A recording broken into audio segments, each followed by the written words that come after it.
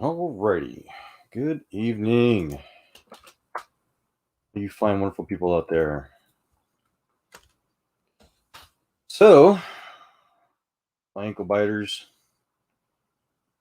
Nina particularly tonight, in a big long little hate speech thread with her and a couple of her little atheist, what do you call them,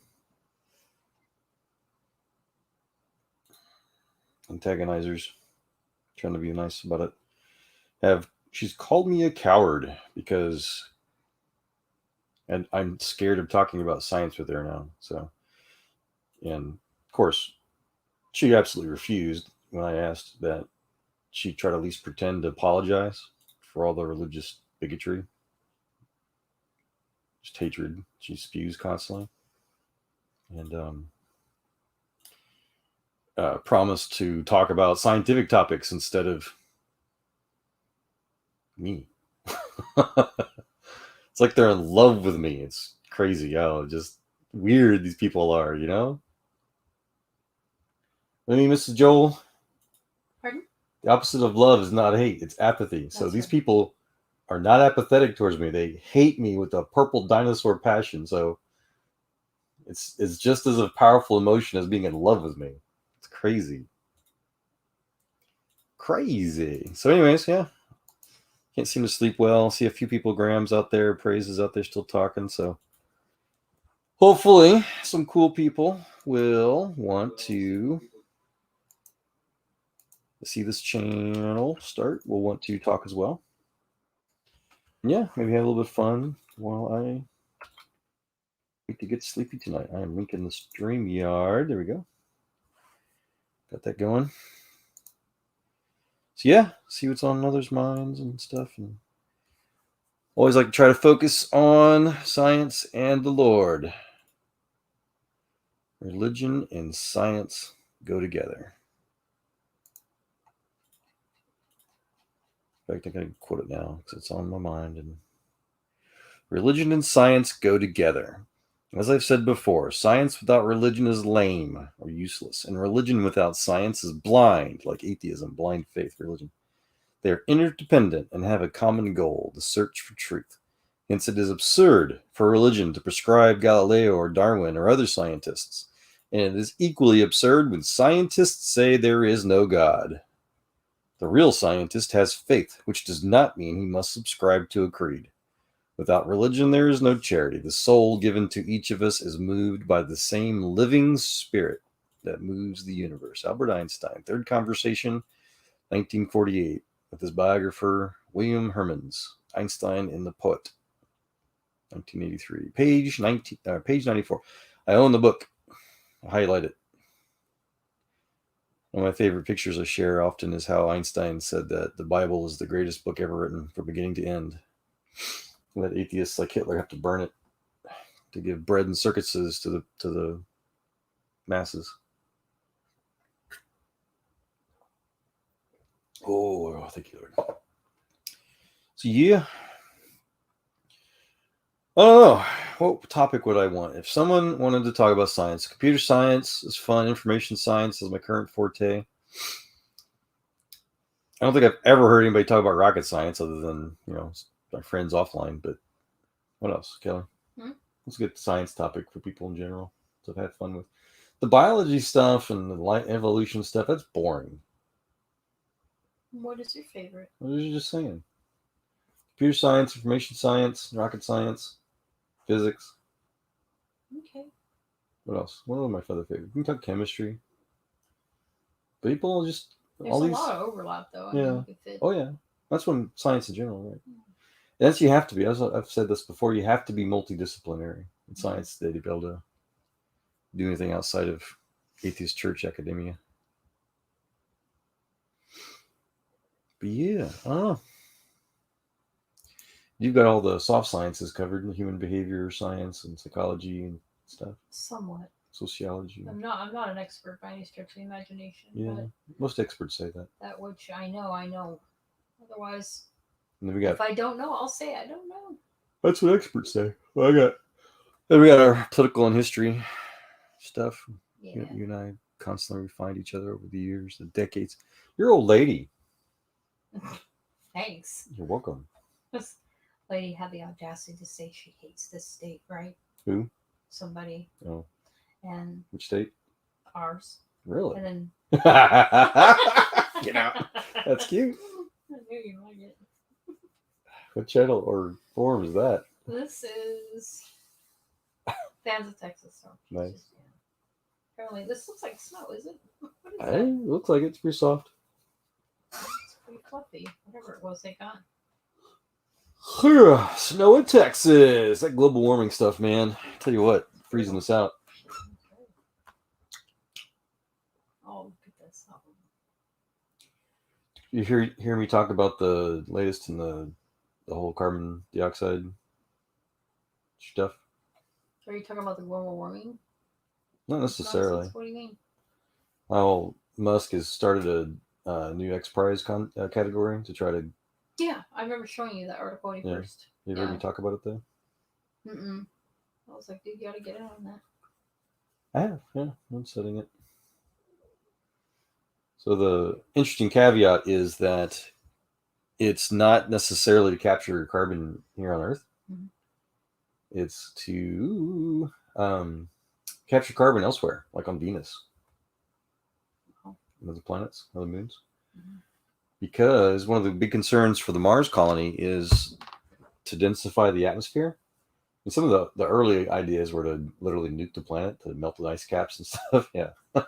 Which, might be a little unstable. But so one of the more recent ideas was to create literal gas streams. To literally just siphon the gas off of Venus in some sort of large, geosynchronous type thing, whatever, and just try to get it to stay in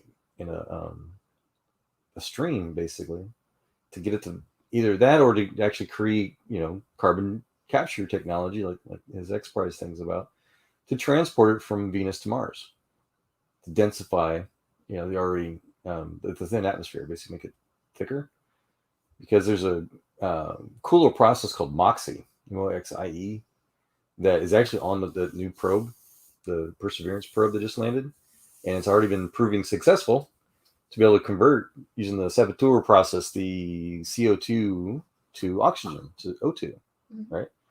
So that's one of the things. So they're going to use that to also convert, into methane and other things as well for propellant.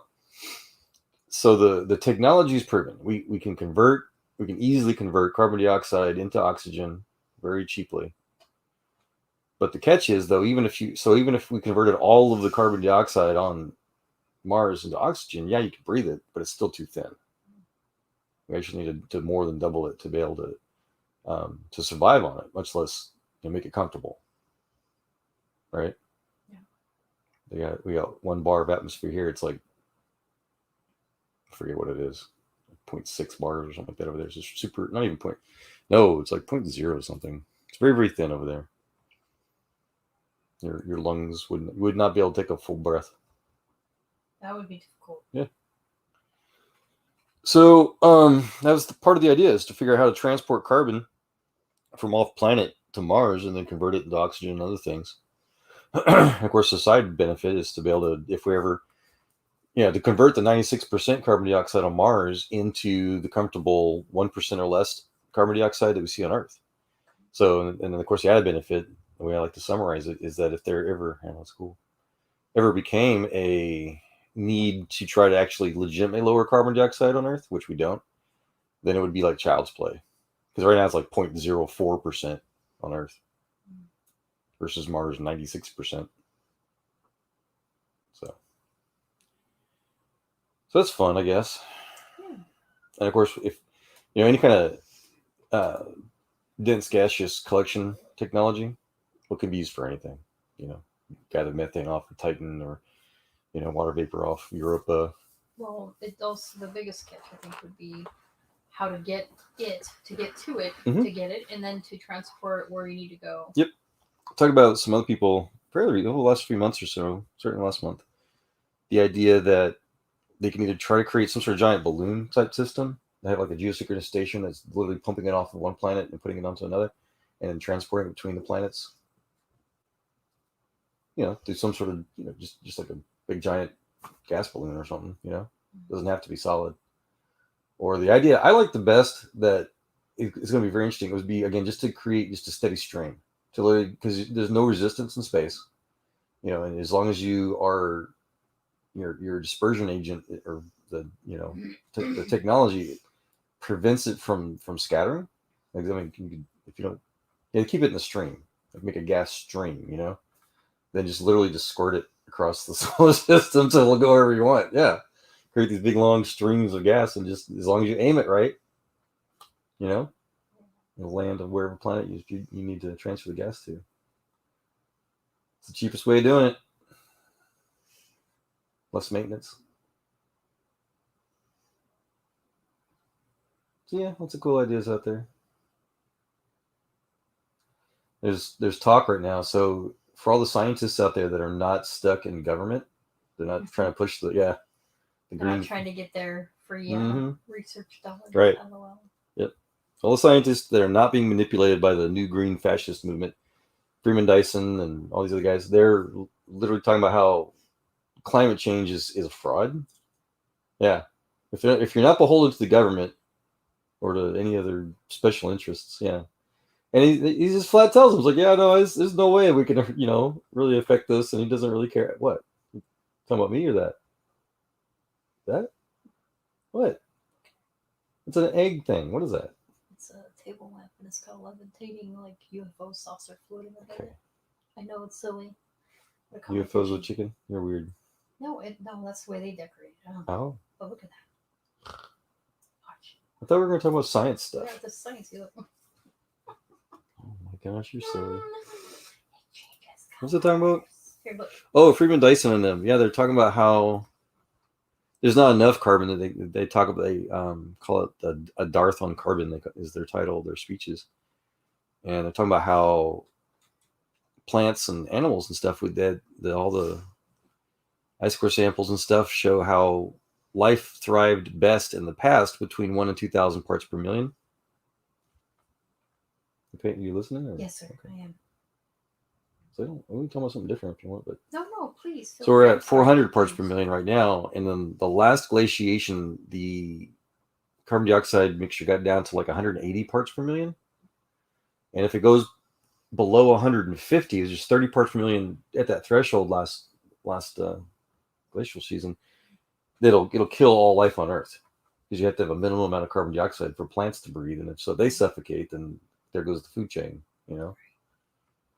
So they're talking about how we need. So even if we were to find all of the available fossil energies and all the little carbon sources and stuff, and try to burn all of it, just not even for energy, just to replenish the atmosphere with what used to be basically do an actual green in a real greenhouse. Mm-hmm.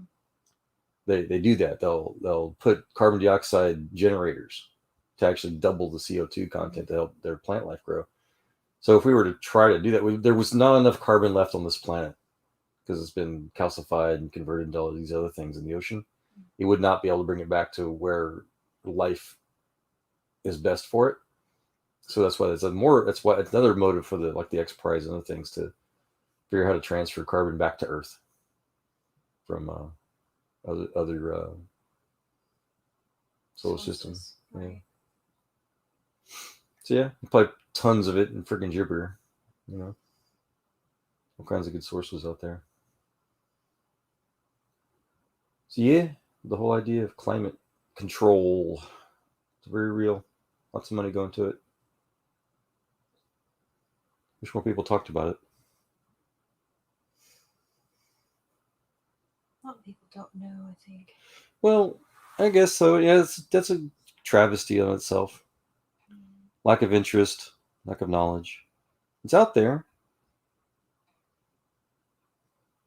It might be why some of these YouTube channels are so dull. No offense, but there's just not enough diversity. And one way I was talking about trying to set up some stuff, maybe, but I mean, there's a few really good ones out there, but I don't know. So what's up? No, nothing.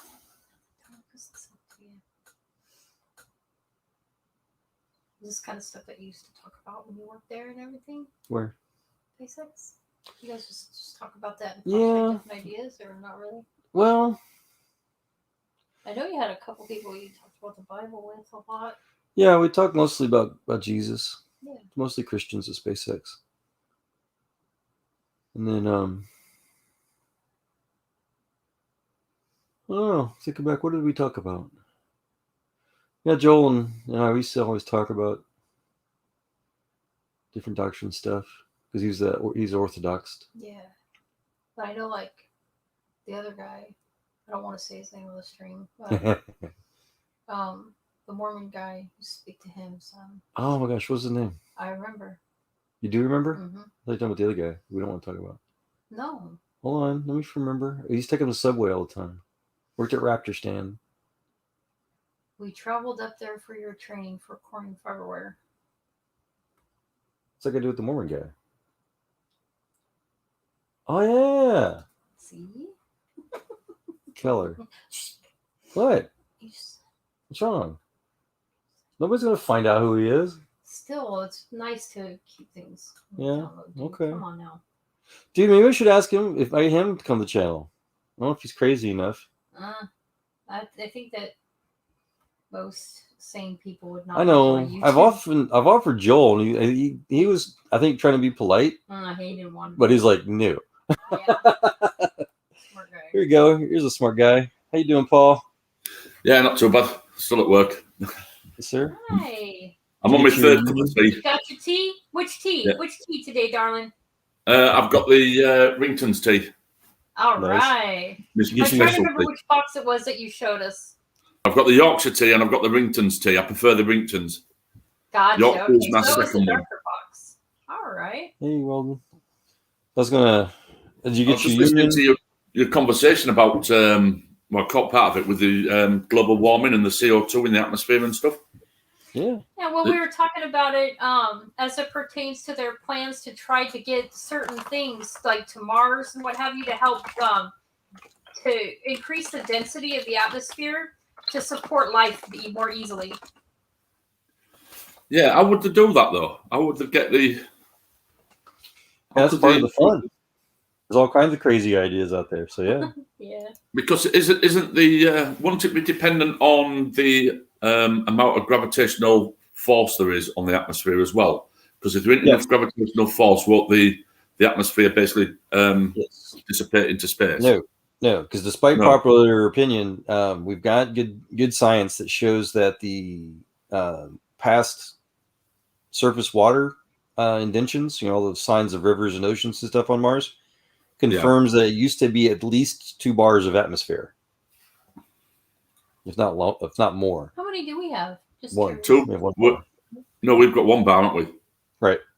1 bar is standard Earth. So it used to be twice the pressure on Mars. Twice the pressure on Earth. Right. Okay. So even though it does have lesser mass and gravity and all that good stuff, it's also a smaller ball. So it balances out.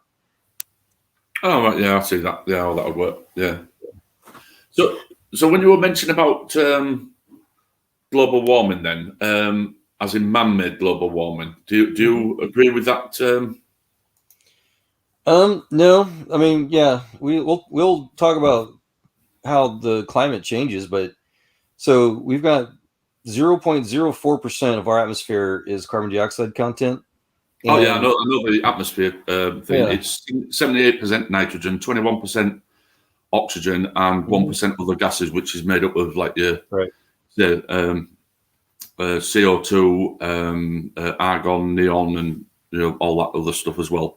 So yeah, we've only got 4%, 0.4%. 0.04.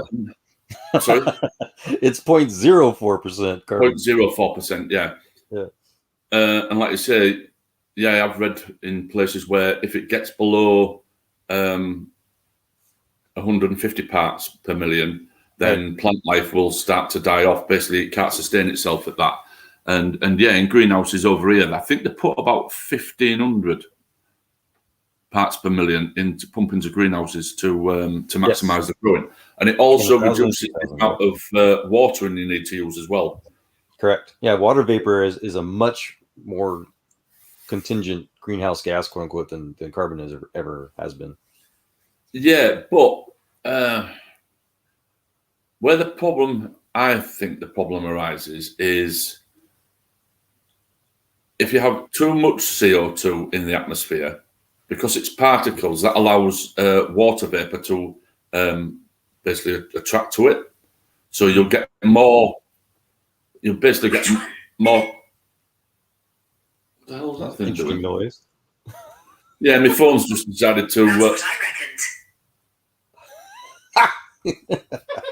Hang on, my phone's just suddenly gone on to that Siri thing. Nice. Oh, it's stopped now. That was weird. Heard you talking about climate change. Yeah. It's clearly listening to me all the time, innit? I must have said something that triggered it off. That's another fun. Yes, if the CO2 level increases, even though potentially that could be more beneficial for plants and stuff, wouldn't it still affect or isn't it quite feasible to agree that it could affect the weather due to the fact there'd be more particles in the atmosphere, which would then create more clouds, which could potentially alter the extraordinarily marginally, because again, clouds are just water vapor. Yeah, it is just water vapor, and water vapor is one of the most important greenhouse gases. It has a lot of influence in what the weather does, doesn't it, with the water vapor? Yep. Obviously, the more cloud cover you've got, the more it can restrict the amount of heat that hits the earth, but it also acts as a blanket so that it can warm a certain area up as well. It's like on a night. If you've got no cloud cover on a night, even in the middle of summer, it can be quite chilly. But in the middle of winter, if you've got a big cloud cover, it can remain relatively warm due to the fact that you've got the cloud over the top of you. So it acts as a blanket, traps the heat in as well as restricting the amount of heat. Yeah. I don't know how effective that is as far as clouds, because the blanket, or the greenhouse effect, as they call it, it's a homogeneous atmosphere. So the biggest effect, from my understanding, for clouds is precipitation, and there's some effect for ground reflectivity.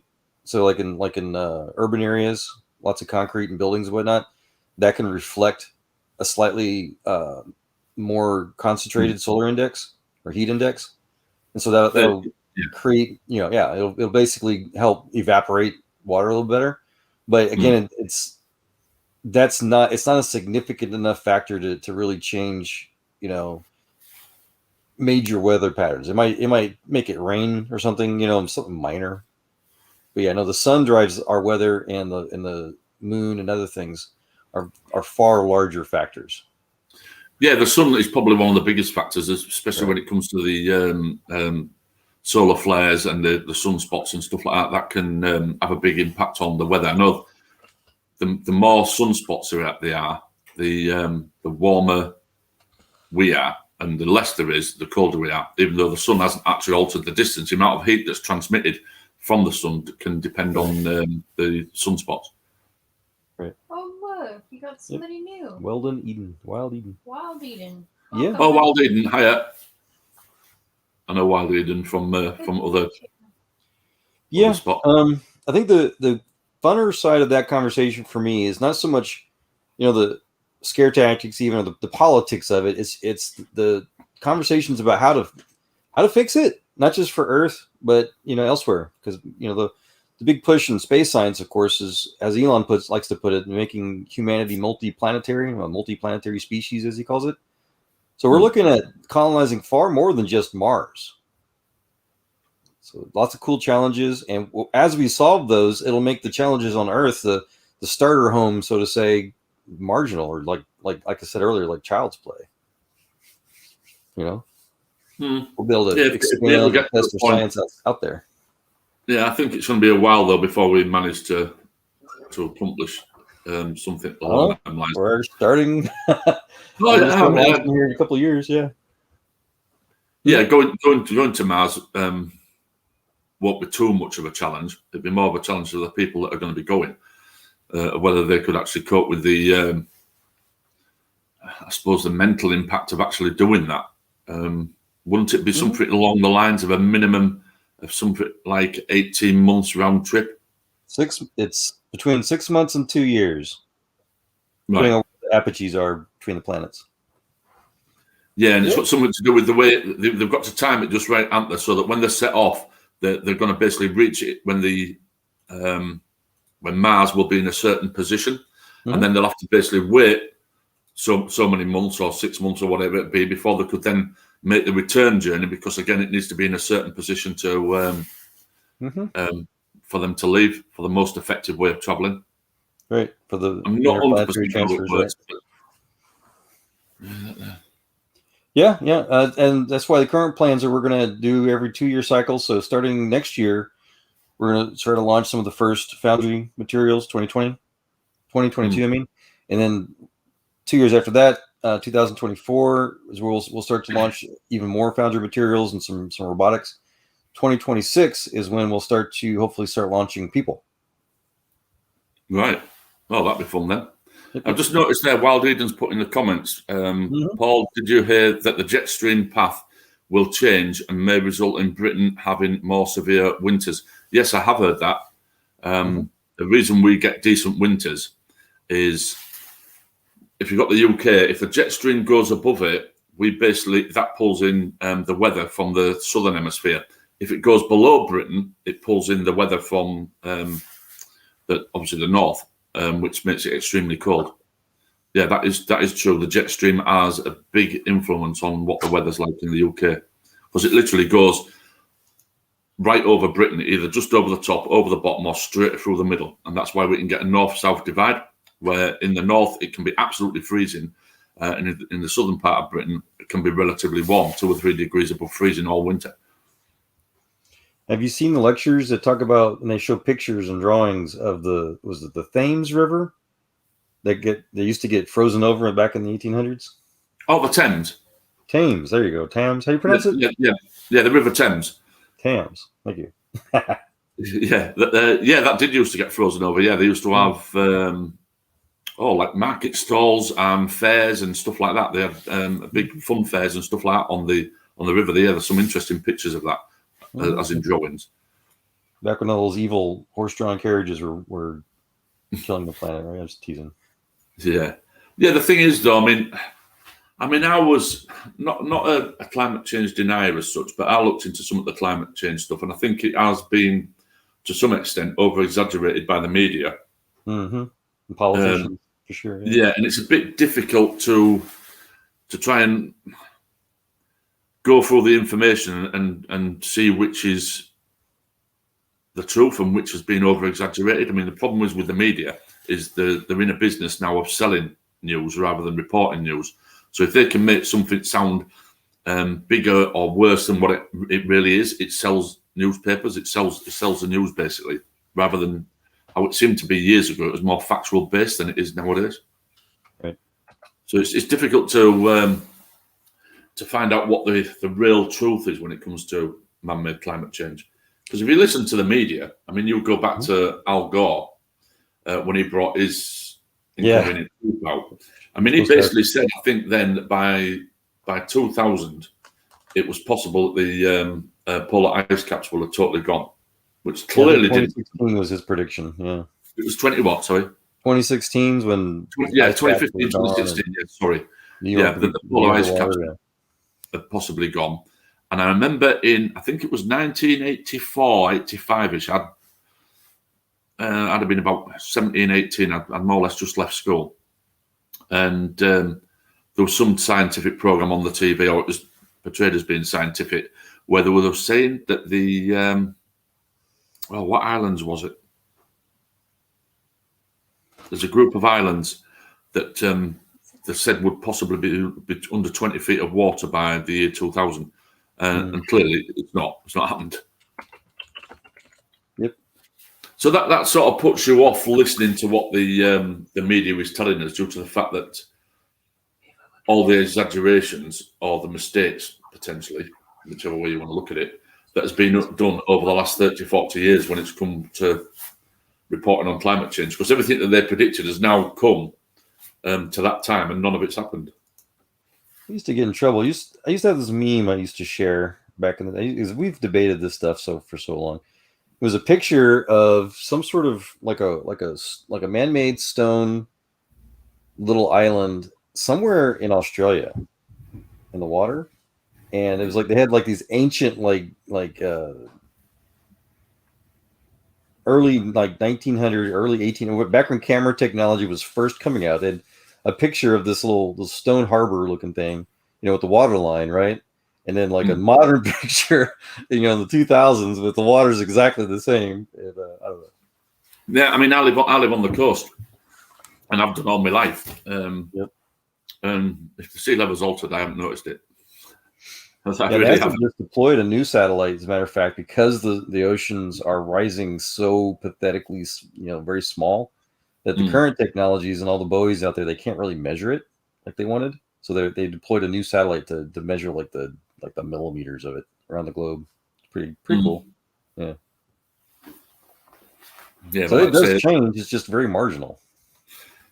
Yeah, like I say, it needs to be measured with some sort of equipment, because to the human eye, you just can't notice any difference. I mean, I remember going on the beach as a kid. I mean, and sometimes depending on the I suppose the atmospheric conditions, the position of the moon, the time of the seasons, and stuff like that, you'd have like mega tides, and you'd have which would be like once or twice a year, where you'd get exceptionally higher tides than normal.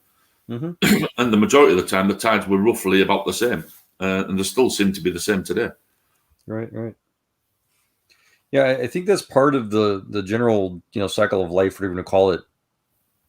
And there's a word I'm not quite remembering right now.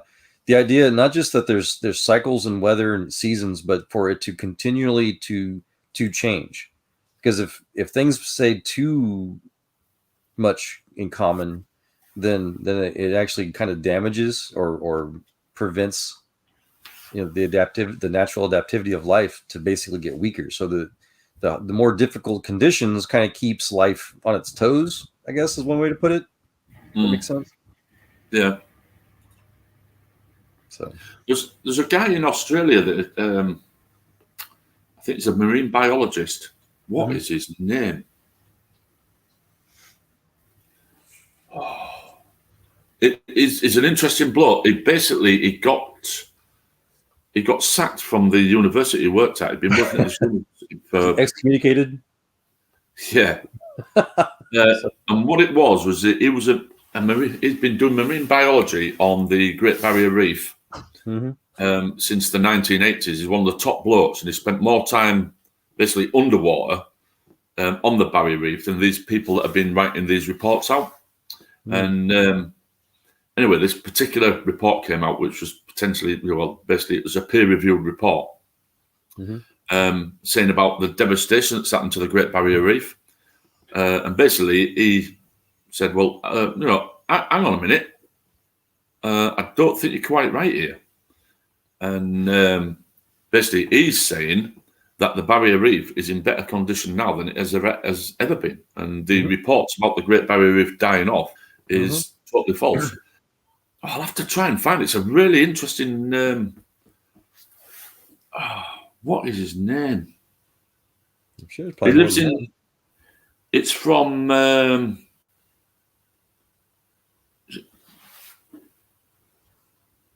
going to have to do some digging, and I'll try and find it.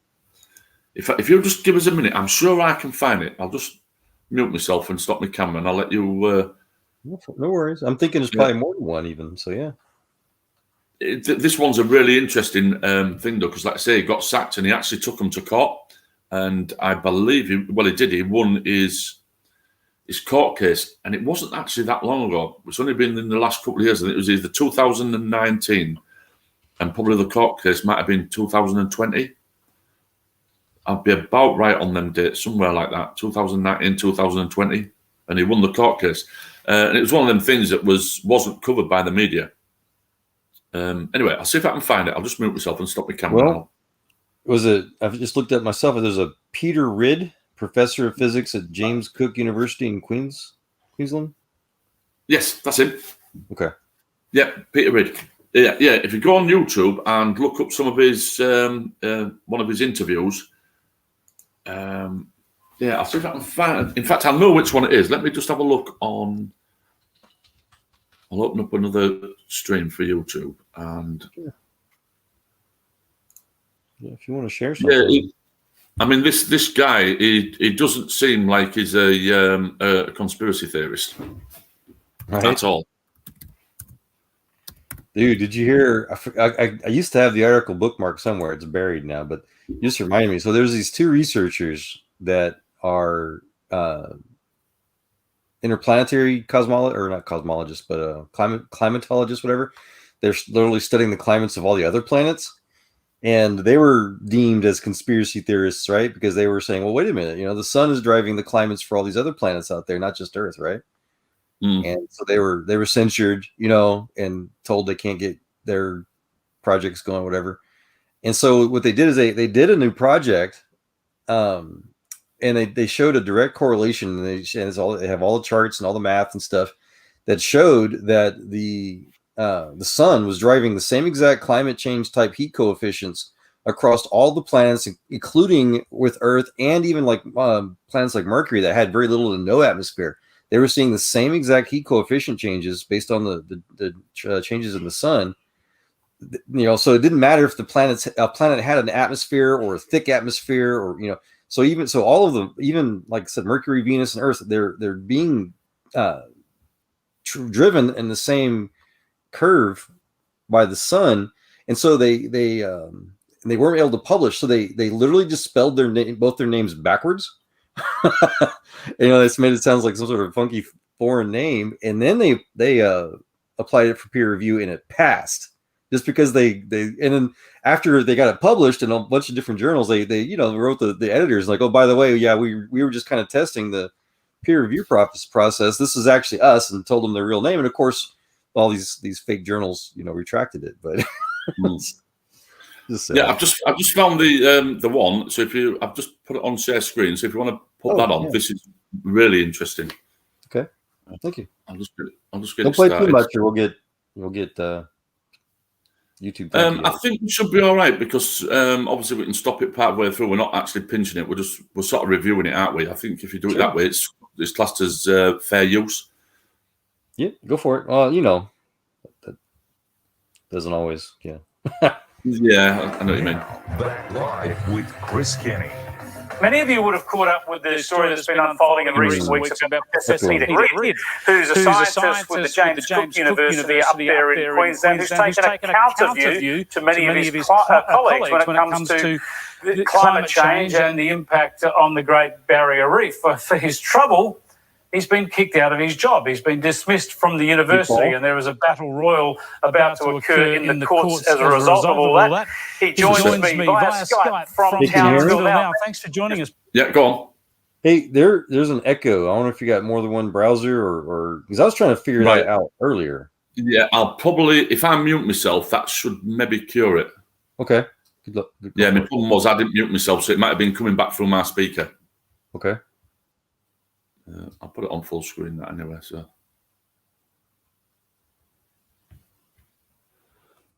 hurrah.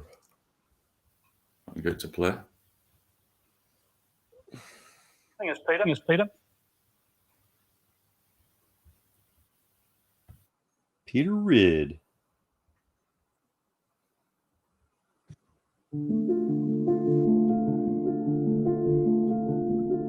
Like so many Australians, Dr. Peter Reid loves the Great Barrier Reef. A marine geophysicist, Peter has been studying the reef for over 35 years, until recently as Professor of Physics at James Cook University. But Peter disputes the view that the reef is dying because of climate change. Speaking out against this climate change hysteria made Peter Reid a target of his former employer, James Cook University. And after years of warnings, censures and absurd gag orders, Peter was finally terminated in May 2018. Now Peter's fighting back in what could become the most significant case about academic freedom and free speech in Australian legal history. Science. So, to years worth of censures, of warnings, of gag orders under the pretense of confidentiality directions. Well, a couple of years of some fairly horrible times of essentially being chased, having your emails read. No. Extremely officious meetings. The administrations wouldn't talk to me. It was all done through lawyers. Stuff to my wife wasn't allowed. It was like being hunted, actually. And you'd get these brown paper envelopes and your heart would race and I'd literally be sweating profusely until you'd read through yet another batch of allegations made against you. It was just a horrible time, absolutely horrible. That's time. evil. I'm a physicist. I did a physics degree at James Cook University starting in 1978, and I went teaching for a couple of years, and but also started a PhD even when I was teaching, and then I joined the Australian Institute of Marine Science, and that's when I started to learn about oceanography. So, Peter, how long have you been studying the Great Barrier Reef for?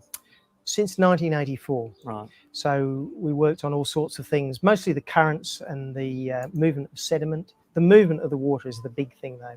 How the sediment gets moved around, how waves resuspend material off the bottom. Done a lot of work on temperatures. So I guess, is the Great Barrier Reef dying?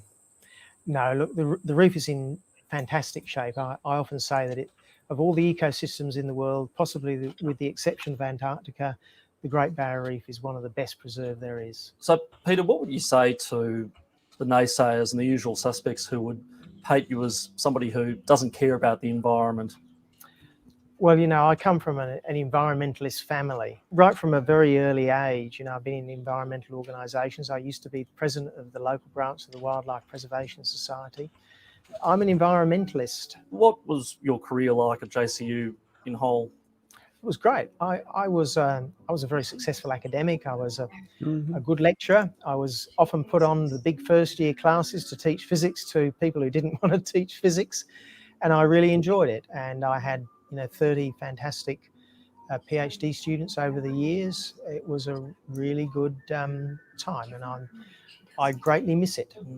What have we got here on the wall, Peter? Well, that was the inaugural JCU Supervisor of the Year for PhD supervision. Right. So I supervised about 30 PhD students, and I was supposedly a good one.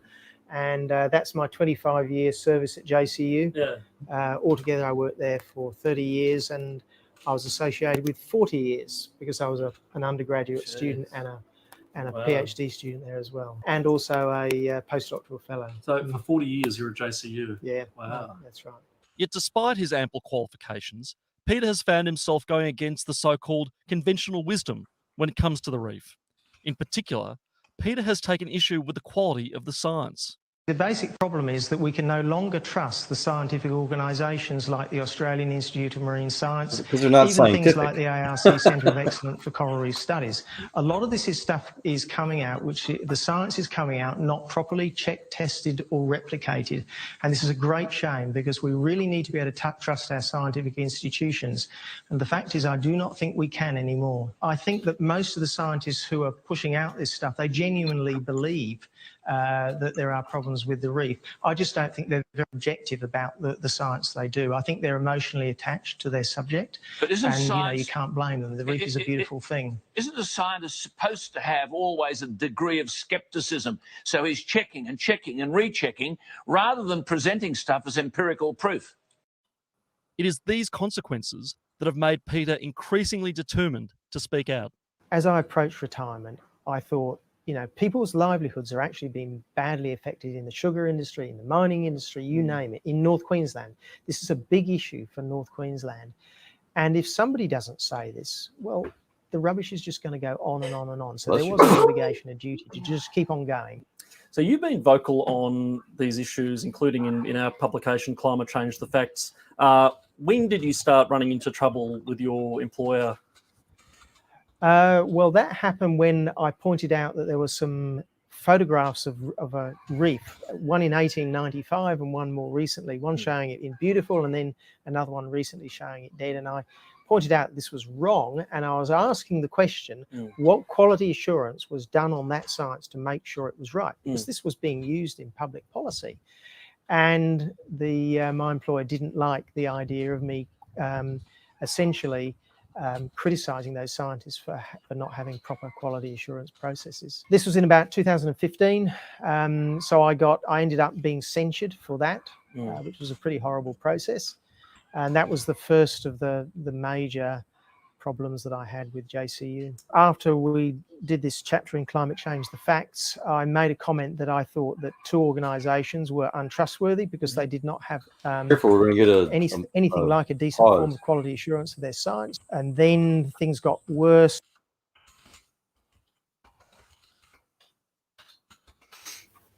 Sorry, what did you say? We're probably gonna get it. We might, if we play it too long, we might get YouTube to. Yeah, I think this would. I think this would be classed as fair use because it's something we're discussing, isn't it? We're not just sort of pinching it and just putting it out there, sort of thing. They put restrictions and stuff, even if you do claim fair use. It's annoying. I mean, I can stop it there if you want. If you don't want me to go any further with it. I don't mind, especially if you want to talk about it. Just in forewarning, so Lena has been antagonizing me for her and her other atheist friends for days. And again, that was part of the main reason why I pulled up the stream here, just to, prove to her, I guess I'm not the coward she calls me. But I told Lena in the text earlier tonight that I would only want to let her in if she could promise to not be, not just be bigoted towards me and actually talk about just the science. So do you want to let her have a chance to interrupt our otherwise good conversation? Or okay? No, I'm fine for her to come in. I think it basically covered basically what he's saying. I don't suppose we need to see much more of that. It's just going to reiterate what he's already said. So I'll stop sharing that screen and then fetch Lena in. No, we can certainly talk about it. And that goes into scientific fraud. But Lena, I'm gonna iterate for everybody here, including yourself, that we do not allow or tolerate uncivilized conversations. So if I let you in the stream, the moment you switch from talking about anything to do with science and try to abuse me like you do, I will mute you, and I will not allow you to abuse me or my guests. So you're warned, and I'll let you in. So hopefully you can be civilized for the rest of us. No, Lena, see, you're already starting it. I'm not afraid of you. I don't tolerate religious bigots. Paul and I are a good classic example. We don't necessarily agree on things, but we get along without calling each other names or being afraid of each other. And I'm not going to tolerate your bad behaviors. So just be kind, okay? Joel, have you ever seen a world map? No, okay. Before we talk about anything, you have to verbally promise that you will be kind and civilized. I am normally a kind person. Do you promise to be But you civilized do not on my channel? know the difference between Arctic and Antarctic. And Do this you is promise this to is always be my civilized problem. talking with This us is on my channel? really staggering that you talk about climate change without knowing the difference between Arctic and Antarctic. This is So really before I allow you to continue to talk, you have to promise by saying yes or no to always be civilized with us in my channel. Yes or no? Always civilized. Do you promise? What do you mean by promise? The basic English word for committing yourself to something such as I am normally a kind person unless I talk about Prince Harry. Again, all I need you to just acknowledge real quick, I don't know why this is difficult, but you will promise to be civilized and that you will be removed if you can't. I'm normally a polite person unless I talk about Prince Harry. I told you already. So is that a no, you can't promise? When I talk about Prince Harry, then I am a little bit, how to say? I'm afraid all I need would you to not do be is very commit polite. to being civilized. You're Prince Harry? Oh, the is that what way he's been talking here in America? Is that what you're talking about? I'm talking about promising to be civilized. Well, I'm just curious about. So you're saying that unless the conversation's about Prince Harry, you'll be okay? Is because I'm trying to think what's about Prince Harry, because I know he's been saying some pretty wild stuff here in America. I don't know who Prince Harry is. Yeah. Well, you don't know, so. No, I do. I know who Prince Harry is. He's married to Meghan Markle, and they've been causing quite a stir here in America. I don't care about stupid stuff like that. Well, I was just wondering, does she not like Prince Harry? I don't like him. Yes, I don't like. So okay, so you're saying that yes, and I need you to say it so we can move on. That you promise to be civilized, and else we talk about Prince Harry. Okay, Joel, answer the question. Do you know the difference between Arctic and Antarctic? Look, You're already starting to bully. You No, can't be I'm civilized not. enough You just said to I promise to be was civilized. talking about Arctic ice, and you were talking about Lena. Antarctic, and I was just Lena, wondering I can talk about the if you difference know between the what different shelves is of the the North and South difference. Pole. I can show video. I can show all kinds of YouTube images that show the oscillation. We can get into all of that after you can at least pretend to Child, I promise was to be talking civilized. about You are not. Bye. Sorry about that, Paul. I tried. Yeah. I mean, you could have given her a bit more of a chance, I think. Well, I don't suppose she had give her 5 or 6. Yeah, Promise. he asked her if she could be promised to be Well, civilized. yeah, I know, but I was quite interested in listening to what she had to say, actually, rather than Well, trying to. Sure, yeah. I mean, we can talk about it. To promise to be civil. Yeah, we can all talk about it. I'd love to talk about it. Because, again, the basic thing is as the Arctic shelf ice recedes, the Antarctic gains and vice versa. It's a cyclical thing. NASA's got beautiful simulations of it. But how you doing, Gavin? Hi, Gavin. Shalom. Shalom, Hi, shalom, shalom. Howdy. Hi, guys. How you doing, buddy? So, Gavin, Good, man. Good. apparently New Zealanders way back in history really had a gift for making amazing sea shanties, and Yeah. I'm hooked on them now. I told him. And I have a friend of mine that he transcribes a bunch of sea shanties, and we play it in the game that I play. I love them; they're so cool. I told him one of our favorite ones is from New Zealand. Yeah.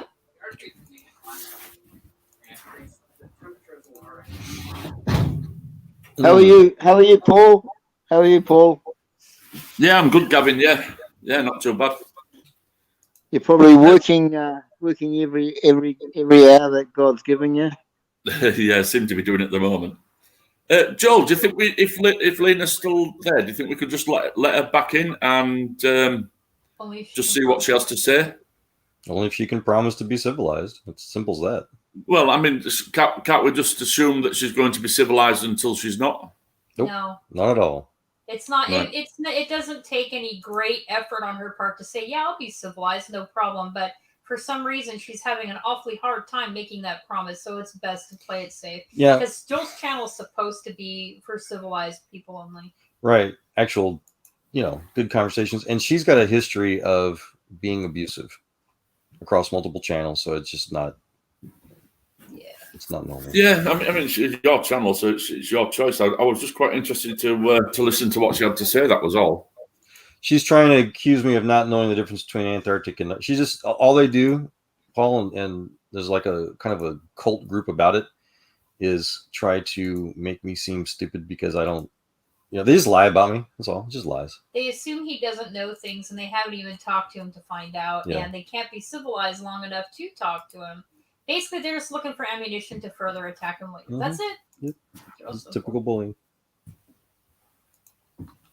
Right. Well, like I said, it's your channel, so it's your choice. No, it's hers actually. I've given her the choice to decide whether or not she wants to be civilized. Is all. Yep. Well, Lena, if you're still out there, if you come back in, can you just say you'll be civil, and we can then listen to what you have to say? Well, that's what he just tried to do at least a Yeah. half a dozen times. Yeah, I'm basically just trying to ask Lena if she just comes in, just say, yeah, I'll be civil, and then at least then you'll get the chance to say what you wanted to say. Well, yeah, well, all she had to do was say she'd be civil. So and he just got this off the hook. answers her ridiculous question, I guess. So as one pole loses ice shelves, the other pole gains it, and vice versa. There's multi decades now of watching the cycles. It's pretty cool. Yeah, but what we're watching there, couldn't that be classed as seasonal growth? And That's exactly what it is. But that's the point. The melting season. So obviously, when it's winter in the north, the Arctic will grow, and when it's winter in the south, the Antarctic will grow to some extent. I mean, the Arctic is sat on a body of water, where the Antarctic is actually sat on a land mass. So there could be differences there. Oh yeah. There's all kinds of mixtures to it. The useless argument was she was asking about why is Arctic ice shrinking or whatever. And I was just saying, I made the comment that as Arctic ice shrinks, Antarctic grows, and vice versa. Which is, you're right. It's by seasonal cycles. Yeah, but over the years, I'm sure we have less ice now in the Arctic than we did, 20, 30 years ago. Even if it's worked out on a seasonal average, it has reduced in size, hasn't it? In theory, it's the part of trying to determine if as we're moving away from the glaciation still or not. So yeah, I suppose technically we're still in an ice age to some extent, aren't we? Because we've got ice on both poles. We're supposed to be moving away from it. Yeah. It's part of the quote unquote natural. Where do you determine which is natural? Because obviously there's natural climate change as well, and to where we are probably having an input in that. Because I do think that the CO2 levels could have an impact in what the global weather patterns are doing. How severe that is, I like to say, I can't determine that due to the fact that the media probably doesn't report things quite as accurate. But I think it's probably wrong to deny that man-made climate change isn't happening. Yeah, so the IPCC and all the people, they calculate that as, so again, our CO2 content is only 0.04% of the atmosphere. It's very, very minuscule. And then all of mankind's contribution constitutes about 3% of that. So 97, 96% of all of the carbon dioxide modification for the atmospheric mixture is non-man-made. So we are very insignificant. Yeah, I've seen reports on that. Like, again, it's where do I draw the line of what I believe that the media was telling us, what actually science is telling us. I'd rather listen to what scientists, legitimate scientists, are actually saying, rather than what the media is saying. Agreed. Like I said, and like Lena's just put in the comments there, CO2. This leads to ocean acidification. I mean, I've heard that by scientists as well. Yeah. It's extremely insignificant. But when we're talking about the diversity of life in a certain area, it only takes a small amount of change to be quite a significant change to whatever creatures living in that. Not necessarily. You only got to eat tropical fish or marine fish to know that you've only got to get the balances slightly out, and it can have a big effect on the environment. Yeah. I used to keep marine fish years ago, and I had to be very careful. The slightest change could be devastating for the marine fish. Yeah, but whether people believe in long-term evolution or not, life is far more robust than that, and I think that's just another political thing, because life finds. Yeah, I think life, even if climate change was to carry on in the rate that it's going, I don't think it will extinct the whole of life, but it will have a devastating effect on the life that we do have at the moment, and also it can have a devastating effect on human life as well, because a lot of human life live on the coast. So when water levels do increase, if they increase too much, it will then force people that live on the coast to move further inland, which would be potentially devastating. No, it's not. It's been going on for either, whether you're young Earth or old Earth, it's been going on for thousands of years or millions of years, and it's not going to. Mankind is a blip. Yeah, but if we are making an impact on the environment, I do think we have a responsibility to try to not make as much as an impact. I know, all right, we've got CO2 going into the atmosphere, and I know it's only a small amount. But also like deforestation and stuff like that also has effect on weather patterns as well. There's not just one thing that is categorized as man-made climate change. Sure, but again, it's already so insignificant. Well. It's already so insignificant that not only is it irrelevant, but those of us actually working on these problems in science have ideas and things lined up that fix it all. We're going to be fixing large-scale planetary climate change, manufactured, terraforming and things like that. That within the next century, at the very least, if not next decade, these topics will be people will think back on, like, they used to think that carbon dioxide was a problem. You know, how stupid was that? You know, kind of thing. I remember in the 1970s we used to have a program on the TV. I don't know how many weeks it ran for. A documentary on the TV, and it was called something like The Weather Machine. And at the time in the 1970s, when I was watching it as a kid, they were afraid that we were going to potentially go into another ice age. Yep. That's what they were predicting, that we were potentially on the brink of going into another ice age, and clearly that didn't happen. You may actually be privy to that, man, because I've heard people talk about how Margaret Thatcher, she started the whole global cooling. Or no, wait, I don't know. It was reversed. Yeah, so true enough. Yeah, she did. She kicked off the. She was attacking the coal miner industry. Yeah, exactly. Yeah. She was wanting to flip politically. Yeah, she was. She was wanting to move away from coal and go to nuclear power. And you're lying about me. I'm not the science denier. You are mentally ill to have to constantly lie about people.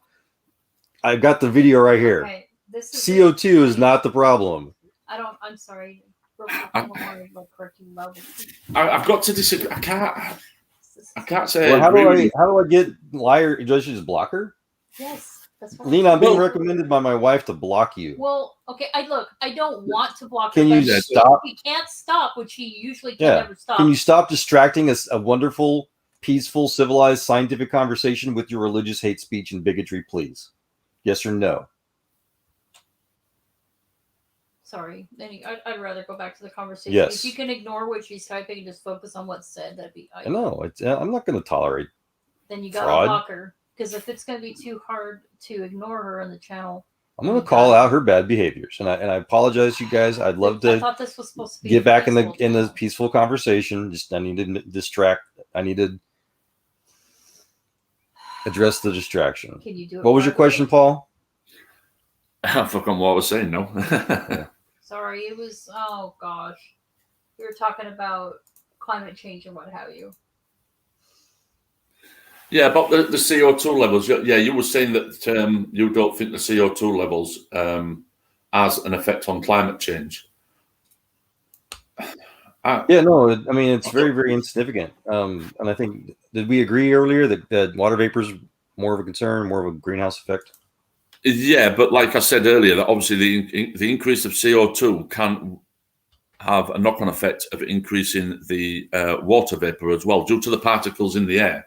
Yeah, I understand it is for water vapor and clouds to form, they need some particle for the water molecules to attach to. And right, but a 0.04% increase to a 1% will not change that significantly. Just won't. Scientifically impossible. Well, it's okay. Forgive me. I don't know. I don't have anywhere near the extensive knowledge that y'all have on this particular subject, but as it pertains to the biggest polluters on the planet, really, the Western nations are by far cleaner than some of. Yeah, you got China, you got several others. I think it was India, and there's several others that are like the biggest polluters out there. So I mean, I can't see how the rest of us who are already extremely clean, as it were, are going to make much of a significant difference if there really is a problem in the first place. I'm just giving the argument a benefit of the doubt. I personally do not believe in anthropogenic global climate change. I just simply don't. But just for the sake of argument, we should be focusing on them. Well, and that's the thing I like to steer these conversations towards, guys, is that we've got active projects ready to go that we're spending a lot of money on to do this off-world.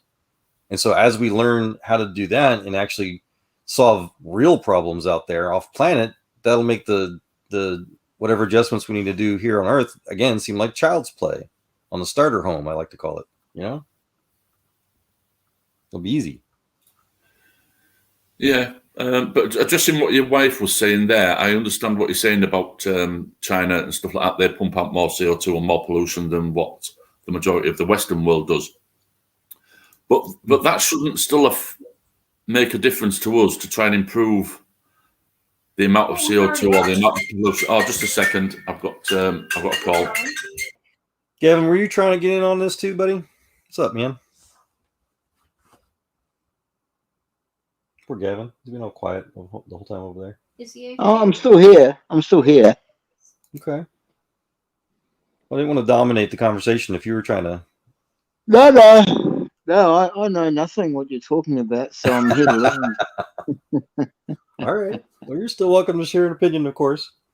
I don't have the extreme, minutia, the details like someone like Joel who's studied the whole climate change stuff and I use the term loosely, science behind it. But I do know enough just from paying, somewhat attention to what Joel's been talking about that that's the evidence why that drives my belief that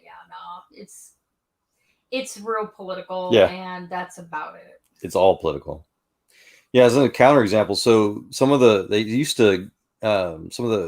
science frauds would go around and they'd fill like a 2-liter bottle with CO2, and they would have little thermometers and stuff in there, and they would do it outdoors, and they would say, "See, look, if we fill this little 2-liter bottle with more concentration of CO2, it makes it hotter inside the bottle."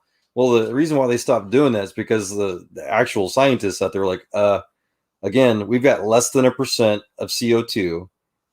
If you increase that to 1%, it's not going to change anything. They have to fill the bottle with 100% CO2 to do that. We're not going to be changing the planet's atmosphere at 100% CO2 anytime ever. And also, there's a lot of other factors to consider. Again, I don't have the extreme minutia that Joel has as far as detailed understanding, but there's a lot of other factors. Like there's a lot of naturally occurring phenomenon out there that does affect, these levels of these, like CO2 and what have you, and can at least temporarily affect what would be the best way to put it? Because climate is like more of a long-term thing, right?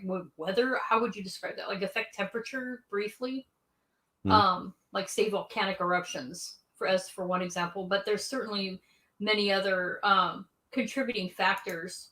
Things going on into the ocean is another example.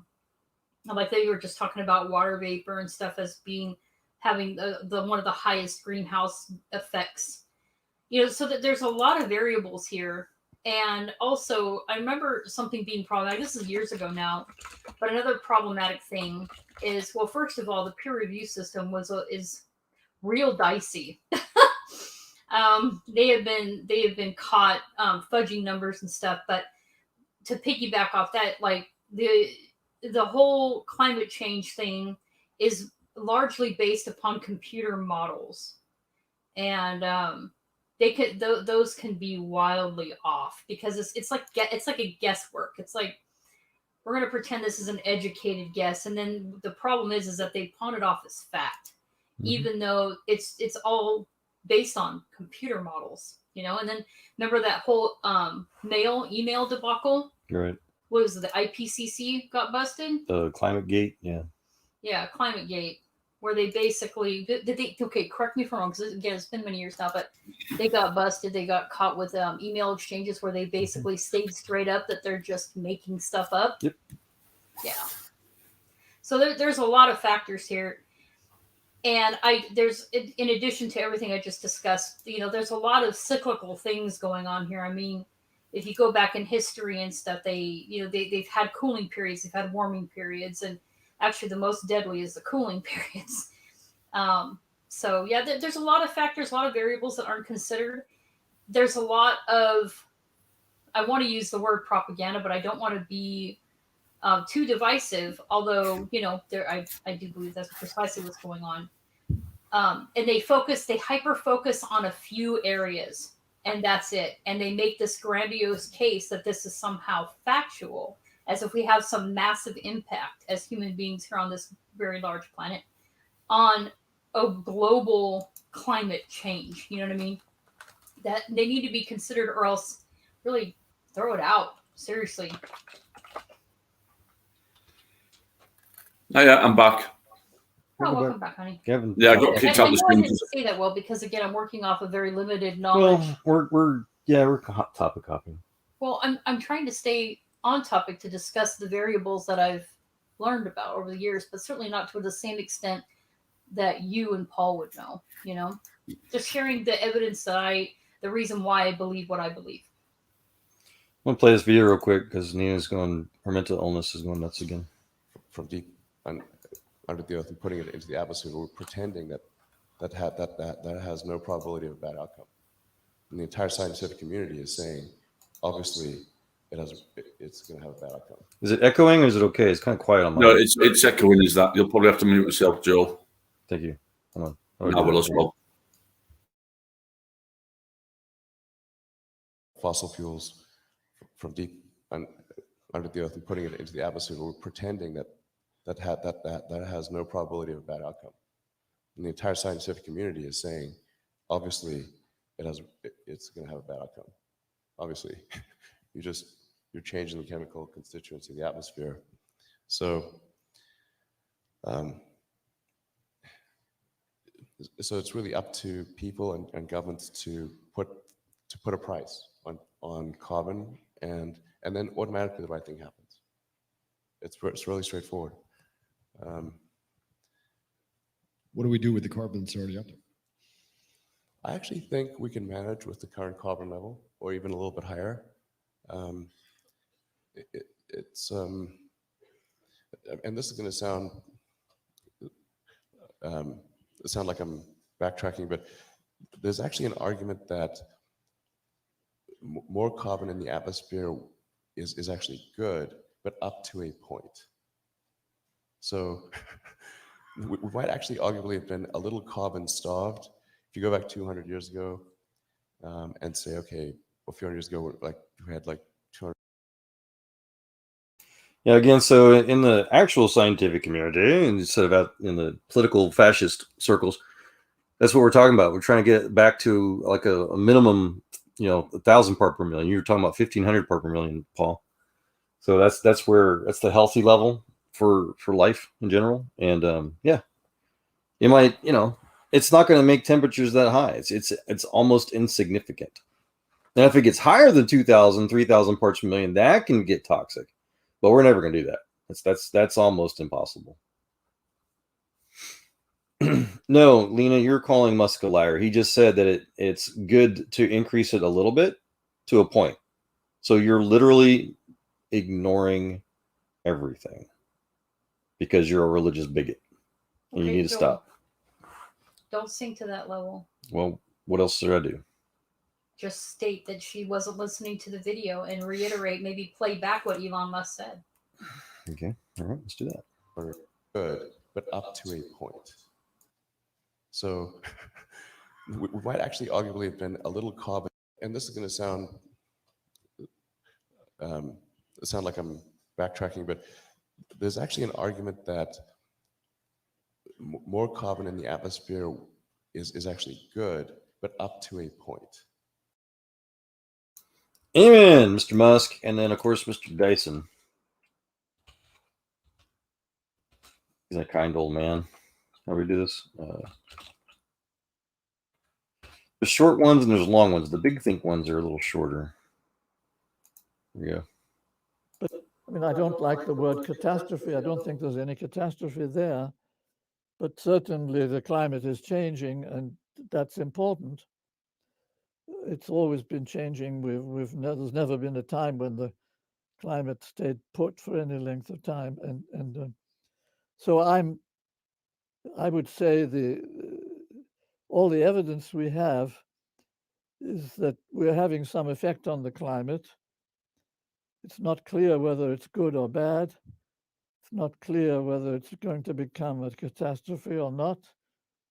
And so as far as I'm concerned, it's very foolish to do anything spectacular. What we should be doing is dealing with the problems in detail. I mean, the first thing is we should build dikes around New Orleans and right, deal with the local problems, not try to allow the old red fascists to push their green fascism. So I don't know how to help people like Lena. Okay, just like anything else, any kind of maladaptive behavior, no matter what it is, they have to actually acknowledge there's a problem first, and until they do, it's going to continue. So what you have to do, your responsibility in it, is to draw healthy boundaries for yourself on what you will tolerate and what you will not, and adhere to those, because other people that appreciate healthy boundaries will flock to channels that establish and stick to healthy boundaries. No, I agree with all that. Yeah. Looks like we lost Paul though. He got busy. Doggone it. No, that's okay. It's okay. Yeah. Hopefully you're doing He's okay been with busy past couple days, so. Yeah.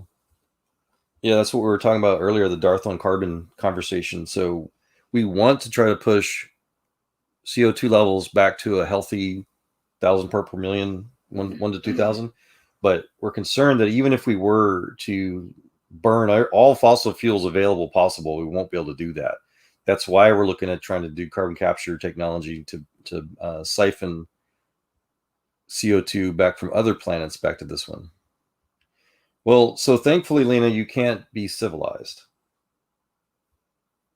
You don't know how to actually have a scientific conversation. You just lie about people. Come on, Joel. You well, knew how that do was her whole purpose, was to gain ammo against you, to try to. Yeah. She's going to twist everything you say. She's not actually interested in what. Yeah, you and I'm know. pointing that out too. So come on. How many times do we have to go through this? So okay, what else can we do to further the conversation? Paul just dropped out. They're gone. I guess he got busy. Yeah. What else we got? I don't know. Do you want to continue on with this topic, or do you want to change? We could. It's boring to me. What is this topic? Yeah, because climate change is not a major issue in science. It's not. The major issue, the technology push, is again, how do we do terraforming? We're more interested in converting Mars, again, transferring its 96% CO2 down to less than 1%. We want to be able to see if we can do what we can do to Titan, for example. We want to make that a free permanent gas station in the sky. Waffle. Yeah. There's all kinds of talk about colonizing Venus, making it habitable. Yeah. Pretty wild. I know. It's awesome. It's doable. All kinds of things. We're going to get out there, and the Romulans are going to get us. The Romulans? Yeah. They're going to get us. The Klingons? Romulans usually keep to themselves. It's the Klingons you got to worry about. The Cardassians. The Gazinti are really bad. Yeah. Yeah. Federation allied with the Gazinti briefly. But they're a bunch of cats. The Dominion, they're going to get us, Joel. Yeah, cats can get. Goodness. The Lyran, you have the Lyran Empire. The Gazinti and the Lyran. Gosh. Breen, they're. What were the ones? Kind of insignificant. What were the ones that they start with a J? Gem something. What I forget. Jem'Hadar. Yeah, they're going to get us in the too. Delta Quadrant. They're going to get us. What are you worried about the Delta Quadrant? They're going to open up a freaking wormy hole. Wormy hole. Yeah. Well, then the Klingons and Romulans. It's 3:35 unite and kick the butt. Yeah. Yeah. We can get the Federation going. Yeah. That's what IPv6 is for. Yeah. Anything about that? No. So IPv4, version 4 IP, it's just, 12 octets for your internet connection. Okay. When you type in, so all your URLs, like this right here, this StreamYard.com, whatever, gets converted to. So I forget how many, there's only like a few billion or so IPv4 internet locations. So we invented IPv6 to extend that to several trillions. So that's so whenever we do start the United Federation of Planets, we can just start using IPv6 to reach all these other galaxies. Because it's trillions of connections instead of just a few billion. Somebody's going to find that 7th chevron. We're going to be in big trouble. IPv7? We're going to have the Gua'uld here, yo. Yeah. Okay? Yeah. We're going to have little squids trying to climb in us and give us glowy, pretty eyes. Look how insecure these people are. I have no idea these people even exist. Dude, Joel. What? Ignore it. You and I are having fun being stupid. I agree. Let's do it. Come on. Having fun. It's 3-something in the morning. What time? 3:36. Yeah. God bless it. I have zero idea of the Arctic and Antarctic, even though I showed an actual, satellite-based It doesn't simulation. matter what you show. I know. She's going to interpret it the way she wants to interpret Well, it. why are people like this so insecure, do you think? They have to lie so blatantly. Like, I don't know. all I know forced to lie. is that, you know, the field of psychology is about patterns of behaviors and what the prevalence of them. You know, if they're very prevalent, it could wind up turning into a diagnosis, or if it's not so prevalent, it's just traits, whatever, blah, blah, blah. But the fledgling field of neuroscience has at least identified some possible physiological causes, potentially. Like, as in the case of like those that suffer from borderline personality disorder, they have like a the physical, we've had this conversation, physical characteristic of why they've got these disorders. Yeah, but they're just, it's like such a fledgling field that it's like, oh, this is interesting. We've noticed that people with these disorders don't have a whole lot of blood flow to this area of the brain. I mean, it's like that. Right. So they're still learning it. So why? In the absence of hard knowledge, because again, the field is so fledgling, we can give a best stab in the dark, you know what I mean, as far as physiological reasons. But really, I think that the by and large issue is a spiritual one. Yeah, that's what I thought. Yeah. Because I've seen all kinds of cool neuroscience stuff, the elasticity or plasticity, whatever you call it, of the brain. Where there's people, there's this guy in France, he has literally 90% of his brain is crushed inside his soul, his skull, and he's still perfectly fine. Yeah. You know, I mean, he holds a day job. Yeah, there's some effect on his IQ and what have you, but otherwise, yeah, it's slightly lower, but still, perfectly normal life. It's incredible. Did I say that? But yeah, and so what? You're grounded. Yeah. You promise? You are grounded. I like to be grounded. So okay, with if that's the case, if it is a physiological condition, why people are forced to be, to lie and be crazy like this and bigotry, then what? So if we're going to do the neural lace technology, like with the Neuralink stuff, where we can actually start to map and do. They not started just mapping already. Well, yeah, but not just unidirectional and bidirectional and multidirectional, electrochemical stimulation. Is that a way to kind of repair whatever physical parts of a damaged brain causes? Well, it could be, yeah. I mean, they could freaking hotwire the brain into, getting more blood to that region and help improve the symptoms. I mean, anything's possible, yeah. I mean, just time and further understanding is all that's needed there. Okay. Like with every other field of science, time and understand research and all that. This is a fun topic. What's that? Neural lace. Yeah, you can talk literally I don't know connecting our brain. anything about it though. Just to be forewarned, I know absolutely nothing about that. I've played. I've got a very rudimentary, loose understanding of the other topics. Have you seen? I forget the name of the monkey now. The monkey playing the video game. Rhesus monkey. What? Yes. What about it? Did you see him playing this video game with the brain? Yes. There you go. Yeah. What was he playing? Pong. Oh my God. Well, first they do the little square, meet the square or the circle and the square thing. Kind of, and then he plays Pong he plays Pong against himself with his brain. That game was actually pretty fun for being a stupid, simple game. That was fun. The psychology to why games like that, like Pac-Man and Pong, why they were so fun for so long. And people try to recreate psychology. That was my first game. Well, it's not psychology. That there is neuroscience. Yeah. Well, no, I'm saying it's human behavioral reasons why certain games or types of games are the way they are. That was my first class. The psychology of games is silly. No, I think that's brilliant, because if you have a good understanding about what gets people, well, for lack of better words, addicted, to a game, then you're going to create yourself your own little niche market, and you can make a lot of money. Yeah, so that's a lie again. I agree with Elon Musk that we could tolerate a lot more CO2. And that, basically, we want to make sure we want to hedge our bets. We want to buffer plant life. So, and like Dyson, and Musk and everybody talk about, the more CO2 that the planet enjoys, the more plant life we'll have. We'll have a greener effect. NASA's got a chlorophyll satellite that actually watches that. It's been showing the increase of chlorophyll across the planet. So not only does that help produce more food, especially for developing countries, which is what these green fascists are really against. They don't really, they want to hurt people. They want to be able to control and limit, again, geopolitical just fascism.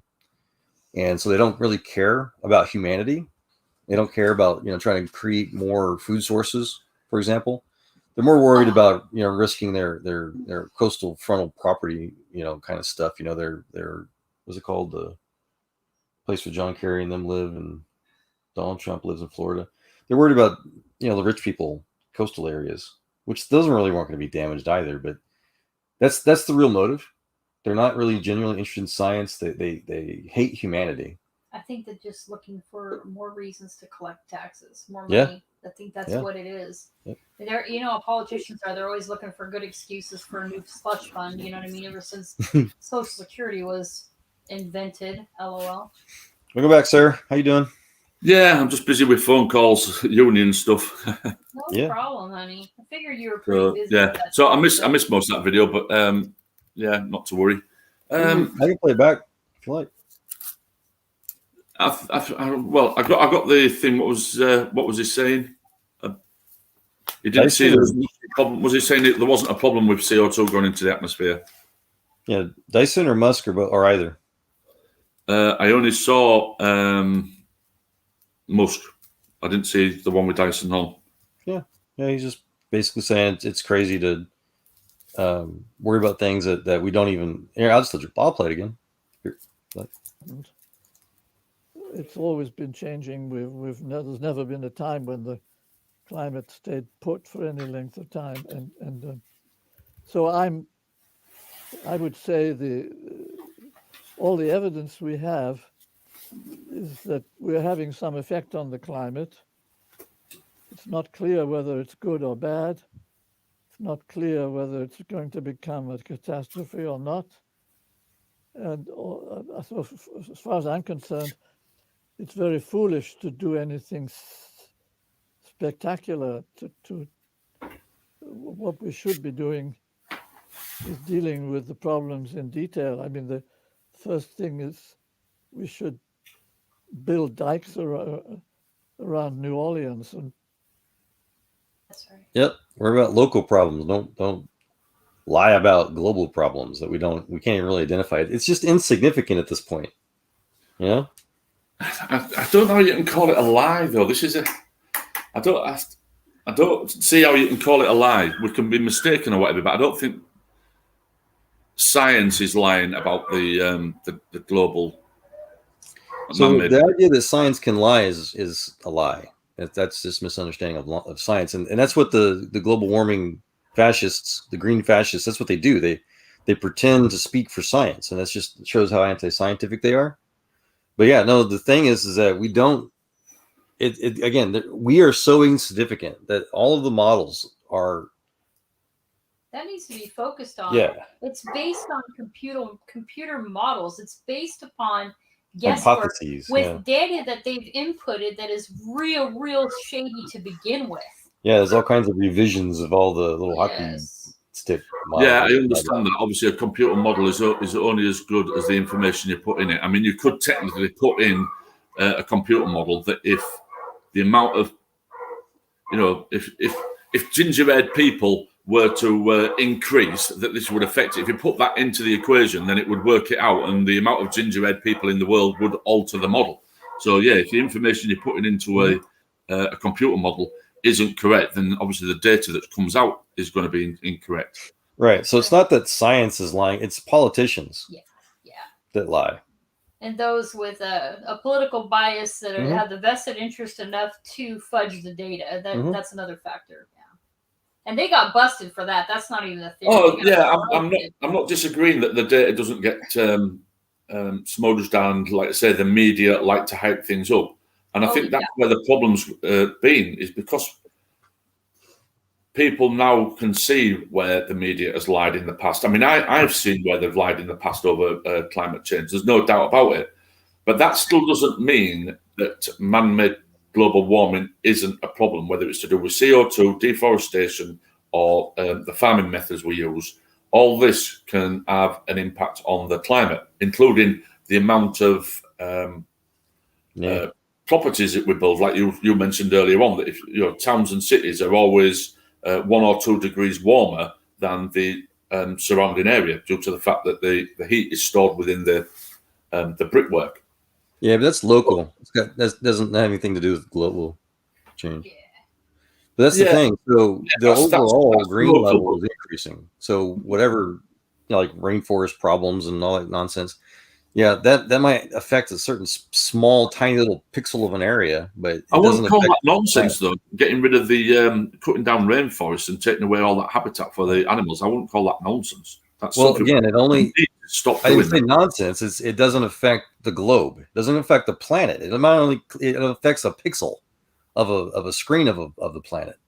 But the overall green, the overall chlorophyll count of the planet is increasing.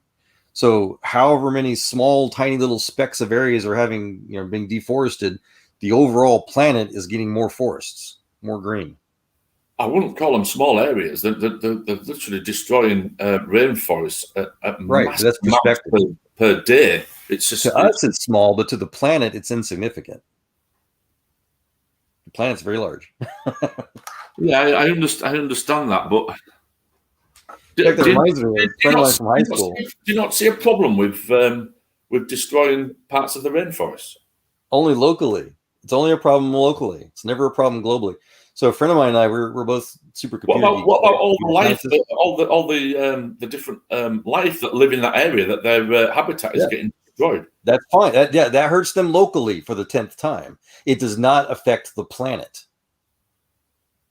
So I was trying to say that a friend of mine and I we're computer scientists and friends from high school, and we were talking about how if you look like on a weather map websites and stuff, like the radars and stuff like that, and you see the pixels, everything, if you're standing one spot on the planet, everything you see from horizon to horizon is less than a pixel on one of those little computer screens. Yeah, it's really, we're so small. The planet is so big. Yeah, but we've still got to take responsibility for what we do. Whether it's in your local area or we're talking globally as a collective. Right. So the planet fixes itself. People are just gaslighting and lying to push politics. Well, and they're pushing politics because there's a whole lot of money to be made across several different ways. Yeah, that's one of the other big pushes for like Elon again and others that want to talk about making life multiplanetary is to get away from these fascist politics. Yeah, I understand. Some people are going to be motivated by money when it comes to this subject. It's just such a difficult subject to discuss. Really, it really is a difficult subject. But I just feel that we should do more, and accept what the science is telling us. I really do. Well, and it's interesting because it sounds as though this Mr. Dyson agrees with you. He's like, we actually don't know a whole lot. It could be beneficial. It could not be beneficial. I mean, he's just like, so let's not do anything spectacular. Yeah. Let's, focus on local issues that need to be addressed right now. So yeah, he's agreeing with you that it's like, yeah, don't know yet. Yeah, I mean, I've got a problem with. I do have a bit of a problem with the fact that we've got all this technology. We've got our power. We don't have to worry about power. We've got instant water. We've got at the flick of a switch, we've got instant electricity. And then you go to like African countries where they're getting persuaded not to use. They're expected to survive on solar power and stuff like that. Which it does seem like they are being slowed down in their progress. I think you're absolutely right, and I think that a lot of that has to do with the people that are already, that have control over the world, as it were. The main nations, LOL, the superish powers. They don't want to have to compete with another player in the field. Yep. So it's easier. Yeah, it's easier just to keep them downtrodden. Well, that's my point earlier. It's anti-humanist. Yes. Well, obviously, yeah. It's not anything. People. It's not for any of the reasons that they lie about. No. Governments don't like competition. Well, fascists don't like competition. The market loves it. In fact, yeah, that's a whole other topic I can get into. But yeah, no, it's a political thing. It's nothing to do with science. They don't want to relinquish their power. It's that simple. They want to. Yeah, I mean, there's all sorts. Like I said, the media can be blamed for this. For what we're being told, politicians, people in in power for gaining money. There's monetary interest in it and stuff like that. But I just find it difficult to totally deny man-made climate change. No, and I can understand that. And again, I don't mean to insult you by saying this. Absolutely not. You are quite an intelligent man. Please don't misunderstand me when I say this, but let's be frank. It's been hammered into our heads for at least a full generation now. So it's hard to rethink things and go, okay, hold on a minute. Let's examine this more closely. How many variables are we dealing with here? Because a very common tactic of the media and politicians, governments all around the world, is that they'll hyper focus on one or two aspects of this topic and then say, see, it's just this huge problem. Like, for example, bring up the word capitalism with most, nations around the world, and people immediately bristle. And it's like, well, okay, hold on. What you're looking at is that there's this great disparity between the rich and the poor. Okay, but why? Nobody wants to ask why. They just want to demonize capitalism straight out the door. When in reality, after you research everything and you understand what capitalism really is, and honestly, it hasn't been allowed to flourish anywhere in the world for a very long time, including, well, it's just an example of how government will basically usurp something that's an otherwise good idea, like capitalism, by demonizing it, by focusing on one or two aspects of it. Or by lying about science. Yeah, or by lying about science, exactly. Like, okay, so one thing, if you really look at it, okay, as far as capitalism goes, basically it culminates, and again, this is just one aspect, it culminates into capitalism is the greatest system on earth because it raises the standard of living for everyone. The rich don't even have to donate anything. The rich don't have to pay more in taxes, and it still benefits everybody, even the most poor. And the way that it does that, and this is just one example, there's tons of variables here too. This isn't my attempt to oversimplify it, but just for illustrative purposes, I'm going to do just that. Is that okay? So the rich will buy the latest and greatest, right? Technology, items, whatever, household, whatever. They'll buy the latest and greatest, and then the newest, latest, and greatest will come out the next year. So they're going to get rid of the other stuff to get the newest, latest, and greatest. Well, the person in maybe the income bracket or two below them will snap up a good deal and get that item. So what it's turned into is that people that are considered poor, which is laughable at best these days, they have microwaves, they have one or two cars, they have computers. A smartphone, they have personal computers. That it's unheard of in all of human history for poor people, or what's falsely considered poor, to be so affluent. So yeah, that's just one example of many. But again, the goal of the government is to get people to hyper focus on one or two areas and completely eschew all of the other variables that might make them see things differently. In addition to the fact that they hammer it into our heads for decades, so that we have a hard time saying, okay, maybe they're lying. It's hard to do that, and that's how that works. They understand human psychology, unfortunately. They use it for their own ends. God on our soapbox. Yeah, to a certain degree, yeah, I agree with what you're saying. There's when you were saying then about the poor people on the planet. If you go back 150 years ago, the percentage of people who would be classed as in poverty would be 70, 80% of the human population would have been in poverty a couple of hundred years ago, whereas now the world poverty is probably less than 20% of the world's population. It's not significant. But when it comes to the subject of man-made climate change, I don't know. We've got to change our ways. We can't keep putting pollutions, and whether it's CO2 or other stuff into the atmosphere. We've got to try and clean our act up, and in the West we have done quite a lot. Well, sure, but again, it won't make a difference. But we can lead. Well, it does make a difference. It makes a difference. If you look at London itself, you go back a few years in London, and you had all the smog, and basically people could hardly breathe due to the amount of CO2 and diesel fumes and stuff that was in the atmosphere. That's now getting cleaned up. We see that same that's a problem in local China. problem. It's not a global problem, though. Well, and there's something to be said with personal responsibility. So I agree that if on a local level, absolutely. I mean, we lived in Fresno, for heaven's sake, and that was in the San Joaquin Valley in Central California. And when you're coming down to Tehachapi area, right, and you're looking North into LA. the valley there, you can cut the freaking sky. It's a literal with brown light. cloud you have to drive through. It's disgusting. Yeah. So I agree, man. Clean that up. I mean, come on. That's disgusting. I mean, it's more than just having trouble breathing. Yeah, it's not because of any factories. This is because it's just the way the valleys and when the currents from the ocean hit it just wrong. And that's possible, but again, it's like, okay, do your part. But I mean, really, we're going to have to focus on, if we're going to try to make this like a global thing, we need to focus on the actual producers of this pollution and go with.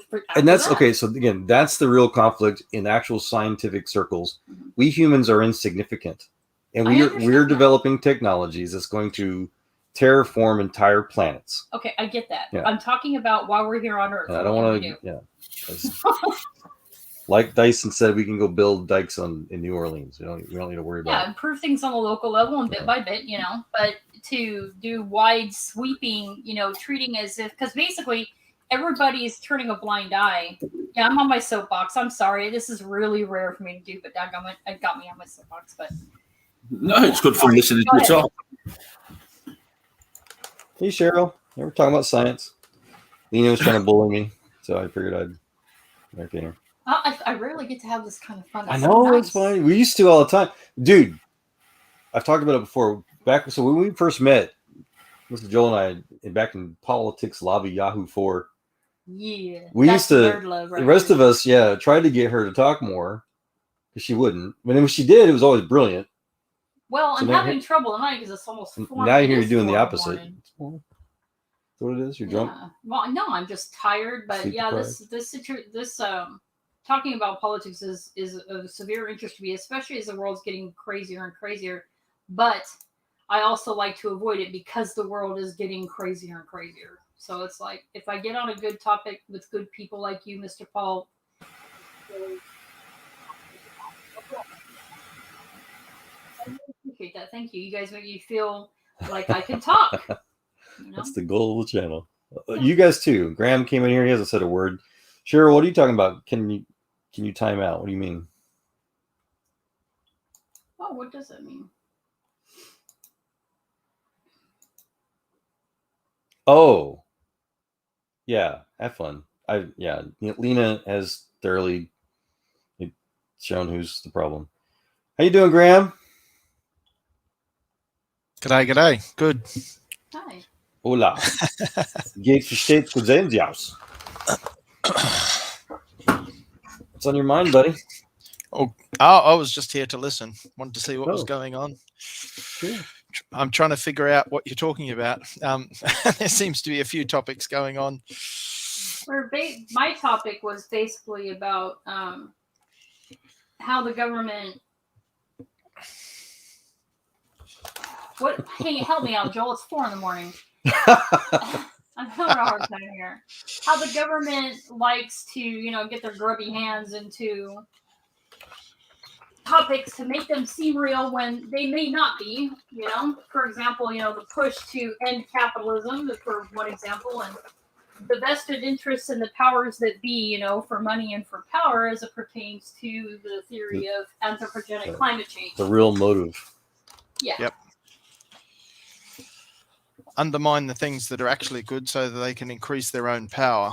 That's right. And yes, sir. Hide from people the truth about the things that are actually dangerous that increase their power.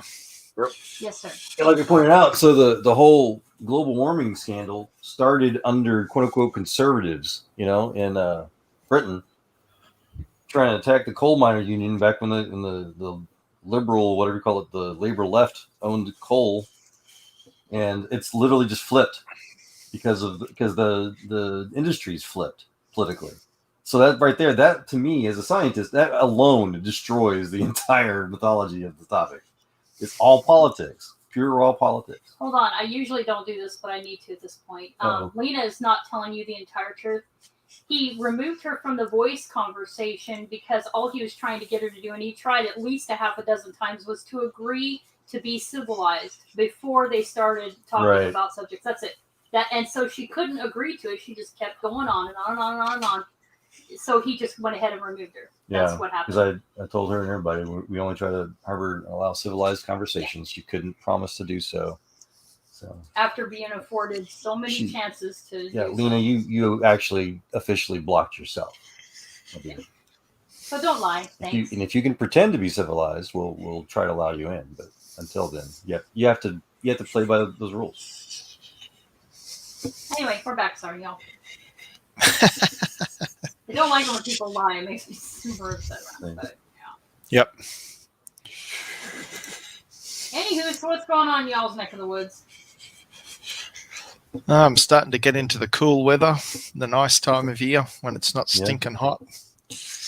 We're coming into the stinking hot. Matter of fact, we have chances for severe weather tomorrow, so I'm going to be watching that. I've just got my next cup of tea, and I'm going to have to jump out because I've been in quite a while now. Sure. Probably going on for an hour.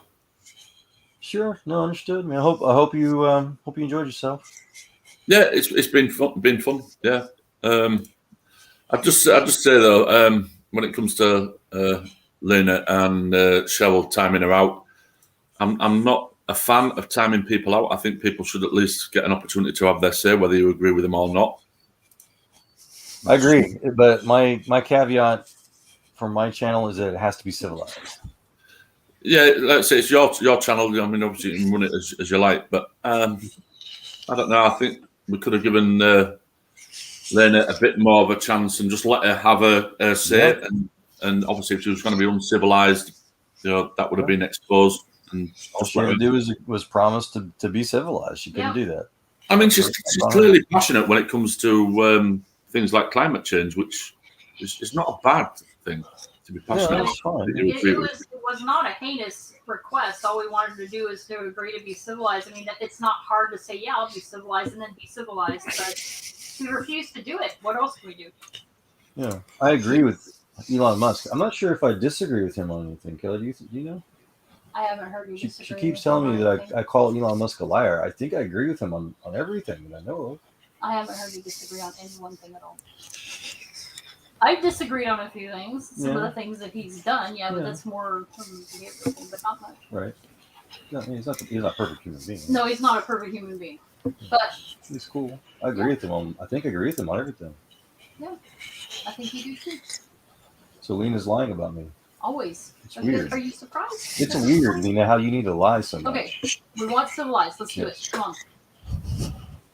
Anyway, I hope you enjoy your lovely cups of tea. I gotta try this stuff someday. Yep. If you ever get a chance to go see you over there in England. Yeah, no worries. What's this one that she's put on? I've got no ideas. No, I don't know what names she called you. And I disagree with people calling other people names as well. But I've explained it 3 or 4 times how we can't. I agree with him on managing CO2 levels at 600 parts per million. So repeating your lies, Lena, proves that you're not interested in being civilized. So Paul and I, there's plenty of us that disagree on a lot of things. That we can disagree in a civilized manner. And thank you. I appreciate it again, Paul, as always, being that example. Yeah, no worries. I'll still be listening while I'm doing my paperwork. Okay. So, all right. Hope we don't distract you too much. You probably will. I might have to jump in about 15 minutes. All right. No worries. Right, I'll catch you all later. Yes, sir. All right. Thank you. Thank you for stopping by. See you, Paul. Yep, catch you later. Sorry, I didn't get a chance to speak to you, but that's all right. Maybe on the next. Yep, another time. Yeah, no worries. Catch you later. Bye. So, what other topics we got tonight lined up? What's on y'all's minds? I don't know how often you want me to be on the soapbox. Yeah. Have any of you been watching Mayor of Easttown on HBO or Negative. Whatever? Do not have cable except internet. So we're watching it on Binge, which is only $10 a month for us. It's been a very good series. It's a drama set in Pennsylvania in a fake town. a sort of an amalgam town somewhere in Pennsylvania, and it's starring Kate Winslet. She does an excellent job. It's a fascinating series. They're up to episode 5, just came out recently. 1 episode a week. They've got 2 more episodes to go. So my wife and I have been watching that and enjoying it. Very nice. What's it called? It's called Mare of Easttown. So mare as in a female horse, but it's short for Mary Ann. So it's just her nickname, Mare of Easttown. Oh, okay. Wow. Yeah, the last miniseries that Joel and I got hooked on it. What was it? Was it just 3 parts? I forget how many parts or 5. The Chernobyl one. Oh, that was good. I watched that.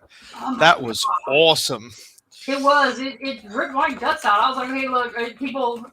Whenever I tell them about it, I'm like, it's great. It's awesome. Watch it. I said, but I'm telling you, get prepared. It's going to rip your guts out. It's going to break your heart in many ways. Yep, but it was a fascinating look into, and quite an accurate look at what happened. Yes, sir. Yeah, it was awesome. And once again, I watched it on binge as soon as, because Margie, we were in Perth and we had Foxtel, which is the equivalent of Fox in America, essentially. And it was, it was part of the motel package that we're in. And so we started getting hooked on this Mare of Easttown. And we wouldn't have been able to finish watching it because we were leaving Perth. So she wanted to see where she could see it. So we subscribed to binge. And as soon as I saw Chernobyl was on binge, it's like, okay, awesome. I can watch this. Yep. Oh yeah, Joel's really good at finding good stuff because I'm not an avid television watcher. There's a lot of ridiculous nonsense out there these days, but he's good at finding amazing things to watch. We just watched Mr. Church earlier tonight as an example. It was excellent. What was that? Mr. Church. Yeah, oh, okay. Yeah, I haven't heard of it. Eddie Murphy. Oh, okay. Highly so recommended. Mr. Church. Yes, it's free on YouTube right now. Right. I'll have to look for that. Made me cry twice. I don't know how many times I made you cry. It started to several times, man. it was actually starting to frustrate me because I don't like to cry that much. So I was like, but it was so good. One of Murphy's best performances, I thought. Yes. Excellent. Yeah, I don't watch TV anymore. I never even turn it on. We still have a TV, but I just can't be bothered. It's either YouTube or now binge. I just look for things like that. Yes, sir. I'm very, very selective. Yeah, we cut our cable. Gosh, how many years ago now? Probably close to about 4 years ago. We went ahead and just got rid of it. We only have internet now. That's it. So we catch what we like and what isn't too friggin' vulgar out there in the world today. Do you want to repeat it for Cheryl, Graham? Mare of Easttown. Mare as in a horse? Mare? I'll just type it in the chat. Yeah, I think it's mare as in horse. Yeah, mare as in horse, short for Mary Ann. Okay. Cool. What are you doing? What are you doing, babies? It's been absolutely excellent. Basically, it's sort of a murder mystery, but it goes deeper than just that. It's looking at the ins and outs of this small town community, essentially, where everybody knows everybody. The comings and goings of people's lives. There's more than one mystery. There's a number of mysteries at different levels. So there's a murder that occurs, and then there's abductions. But then there's also this peeping Tom. There's burglaries. There's this thing and that thing. So there's all this sort of stuff. But then there's all the interpersonal interactions between different people, and there's secrets, and it's really good. It's really well done drama. Wow, that's a good character building and stuff. Yeah. We're looking at $7 a gallon in Virginia. That's European prices almost. What's y'all's gas prices down there, Graham? You sell it by the liter or gallon? Yeah, by the liter. So when we just went to Perth, we were seeing prices So where I am in Kununurra, it's about $1.30 a litre. But in Perth, we were seeing $1.60 a litre. So in like the easier service stations to get to have higher prices than Kununurra, but there were prices in Perth that were the same as Kununurra. So I found that fascinating because a lot of places between Kununurra and Perth were higher than Kununurra. And then you get to Perth and it's similar to, remote country town. I mean, we're a remote country town. I don't know how we managed to be the same price as Perth, except I think because we have a port not far from us, and that port has opened. So one of the companies that runs that port and supplies fuel there at the port has opened a service station in Kununurra to keep prices down, and so all of the other service stations have to keep their prices down to compete. Otherwise, I think we'd be paying $1.60 a litre. Yeah. And I think your gallon's about 4 times a litre, isn't it? Yep. I was gonna say. Yeah. Bill's talking about $3. That's about $3.15 for premium where I'm at. So that's about 75 cents a liter for premium. Sorry. Yeah. So multiply our prices by 4. You're still well below our prices, but America should be. America is traditionally a lot lower than Australia anyway. Yeah. We haven't got the economies of scale that you do. A lot less people and a lot more remote. So it makes sense that it's more expensive for us. Yeah. So you all have Tim Tams. We do too. Are not Tim Tams or Pepperidge Farms Tim Tams? There's a difference. I don't know. Maybe just the label. Are not's Tim Tams are the Tim Tams. Are not Tim Tams are not the are not are the Tim Tams. Let me explain how to pronounce it correctly. Arnott's. Arnott's. Yep. Arnott's. It's got to be Arnott's at least. Yep. That was cute. Yeah. Yep. Arnott's is the real Tim Tams. But guess what? They're cookies. They're not biscuits. Yeah. So what you call cookies, we call biscuits. I know. I had a friend for had it been 10, 15 years. He was wonderful. He's passed away since. I miss him terribly, but he and I had wars going. I mean, he would post stuff on my Facebook profile being like, look what it says, Kels. They're biscuits and you can't have any. And my goodness. He didn't do it in his accent though. Yeah, I can't do it in his accent. I miss him. So yeah, we'd war about everything. I'm like, look, they're popsicles. They're not ice blocks. Yeah. I'm like, it's a hood. It's not a bonnet. And it's a trunk. It's not a boot. I mean, we went round and round. It was so funny. Lollies, not candies. Right? It's candies, not lollies. And they're sidewalks, not footpaths. I was gonna say I was always telling him that if we ever got a chance to visit him, I was gonna bring a sign that said this is a sidewalk and put it right on his footpath. Hey Joel, did I ever show you that Michael McIntyre video where he chucks off? So he's an English comedian, but he chucks off at how Americans have changed the names for things to make it far more literal. So instead of calling it a waste basket, they call it a waste paper basket, right? Because Americans need to be told what sort of waste to put in the waste basket. Oh, that is cute. That's really cute. I've heard of somebody doing that, but I think it was more a Hispanic guy. But yeah. Yeah, no, check him out. It's quite funny. Michael McIntyre has to be one of the funniest comedians I've ever encountered. He'll chuck off at anything. He chucks off at everything, and he's so clever. I mean, it's so cute the way he does it that there's no offense in it. He's just absolutely hilarious. Yeah, I'll tell you, I freaking love Aussies so much. I have, 2 of them were very close friends. One's name is Tracy. She's a lady. She's from Brisbane. Well, they were both from Brisbane. Both her. Oh, yeah. We're from Brisbane. Yeah, they're lovely. You guys are sassy. You're quick-witted, and you keep up with the silliness. And I just love y'all so much. Love y'all. And Michael McIntyre does this thing as well. He's on TV, and he has this show.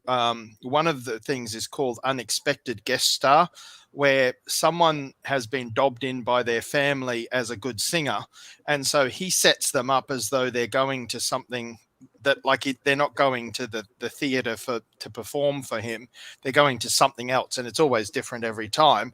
And then all of a sudden they're appearing on stage, so they think they're headed somewhere else, and then all of a sudden the curtain drops. There they are on stage, and this whole crowd applauding, and they're like, "Oh, what's going on?" And then he appears and he says, "Would you like to be our unexpected guest star for the night?" And then they get them done up and they do a bit of a rehearsal, and then they finish the show by performing for people. And there's a few other things that he does as well. He's just a very, very clever comedian. He's always looking for new things to do, and he's very good. I highly recommend him. And he's Australian? No, English. Oh, he's English. Okay, yeah, the British people are funny too. Oh my gosh. Thought about Yes. the language is that they speak, Love it. they New say Zealand- they speak English, but they've had to change it. That's to make it. them understand it more. Go with me on this because I've thought it through. They've changed some of the words. So they've taken the English language, but they've looked at some of it and they thought, no, I think we need a little bit more explanation here. Okay? That's my American accent. So things like pavement. So they can't work with pavement, so they've changed it to sidewalk. Yeah. They needed more information. They needed to know where they were going to be walking so that they wouldn't get run over. So I didn't think of that. Pavement, sidewalk. So I think there must have been a period of time where they ran with the word pavement, but they kept getting hit by cars. So they changed it to sidewalk. Now bear with me here, John, because I've thought this through. The word for bin. In American, waste paper basket. They needed to know not only what to put in it, they needed to know that not only it was paper, but waste paper, and then it goes into a basket. It's not just any paper. They kept throwing away fresh paper for a period before they introduced the word waste paper basket. You see, it's like they need instructions. Glasses, your eyes, eyeglasses. They needed to know where to put them on their face, because they used to have glasses and they would put them on their thighs and they would put them on their feet and they would say, "I can't see any better with the glasses." And then somebody went, "No, they're eyeglasses." Well, why didn't you call them eyeglasses? It's very cute. I love it already. I'm gonna finish that clip. It is very cute. And of course the humor works better. Like it's English people laughing at Americans and it helps them feel like they're better. But I think it's still very funny. Despite You know what? Hey, we all have our idiosyncrasies, and I have not above laughing at myself. Oh my goodness. Not above it. It does help you see outside yourself. You go, "Oh, I never thought about that before." Yeah. Yeah. Well, I was thinking waste paper basket. I'm like, I call that a trash can, but no. Yes, trash can. Yes. Whereas No, I love that stuff. I mean, like even political humor. I don't care from what side it comes. If it's funny, I'm gonna laugh. It's that simple. So yeah. I'm not married to those types of things. I'm married to Joel and to God, and that's it. That's it. That's it. Yeah, check him out. He's very funny. And then when he chucks off at the British, that's very funny. He's very good at it. That's awesome. Hey, have you checked out a Christian comedian named Mark Lowry? I've heard of him, yeah. Oh, look up sometime Recovering Fundamentalist. It's hilarious. All right. Oh my gosh. That is so funny. And he's to me, in my opinion, he's the best Christian comedian I've ever heard. He's that good. And he's a brilliant singer and songwriter. He's just multi-talented. He's the one that actually wrote the lyrics to Mary Did You Know? That beautiful Christmas song. Yep, that's him. Yes, I'd heard that. I've got him loaded for Recovering Fundamentalists, so I'll listen to that later. Nice. You're gonna have a good so cute. I love how he can do things with his eyes I've never seen anybody else be able to do too. He widens them. Oh gosh. There's this one comedian, I can never remember his name. I'm trying to find now. Who's that, Donna? Give me a description. And you'll probably really enjoy this guy, Graham, because he talks about how Jesus called people son of a snake. Trying to find his. What's his name? Christian comedian, son of a snake. You have a history of? Got it. It wasn't. Is it Mark Stein? No. I love Mark Stein. Oh gosh, he's the political pundit, right? Oh no. There's a comedian. Oh no, Brad Stein is the comedian I'm thinking of. Sorry, not Mark. Brad is a Christian comedian, and I vaguely remember him doing something like that. Yes. That does look like him, Joel. Mm-hmm. This is it. Yep. Yep, this is the guy. You're right. That I did my comedy. I am, as I came out on stage out of the closet years ago and admitted that I'm a Christian. I admitted it to the whole world. And yet, even when I started in comedy many, many years ago, I was always a Christian, but I was in comedy clubs, and so I never used any curse words. I've always been curse-free, never used any gratuitous sexual references, because I've always felt that creativity is funnier than crude, and I always wanted to use words that were just normal words that could create laughter. That's the way I've always been. And as a Christian, it was just not something I was allowed to do. You know, Christians grow up, we're not supposed to curse, and that's good. That's good that you watch your mouth. But the problem is it slips out now and again. It's human. And sometimes we don't even give ourselves that much. See, that's the point I'm trying to make. I wish we were more real to people that don't believe like us. Maybe they'd actually find us interesting and compelling because we're real with them. Because the truth of the matter is, it's not fair that we don't have curse words. Christians should have their own curse words. Because I don't care how holy you are, you slam your hand in a car door, something's coming out of your mouth. That's just the way it is. And for some reason, a curse word feels like just the right man for the job. I don't know what it is about slamming your hand, but ouch just doesn't cut it. For some reason, it's that curse. See, that's the thing that people forget. That's the natural part about life. That it's natural. To curse, you have to learn how not to. She knows. She Forrester, you idiot. Sandra, for you, Jackson.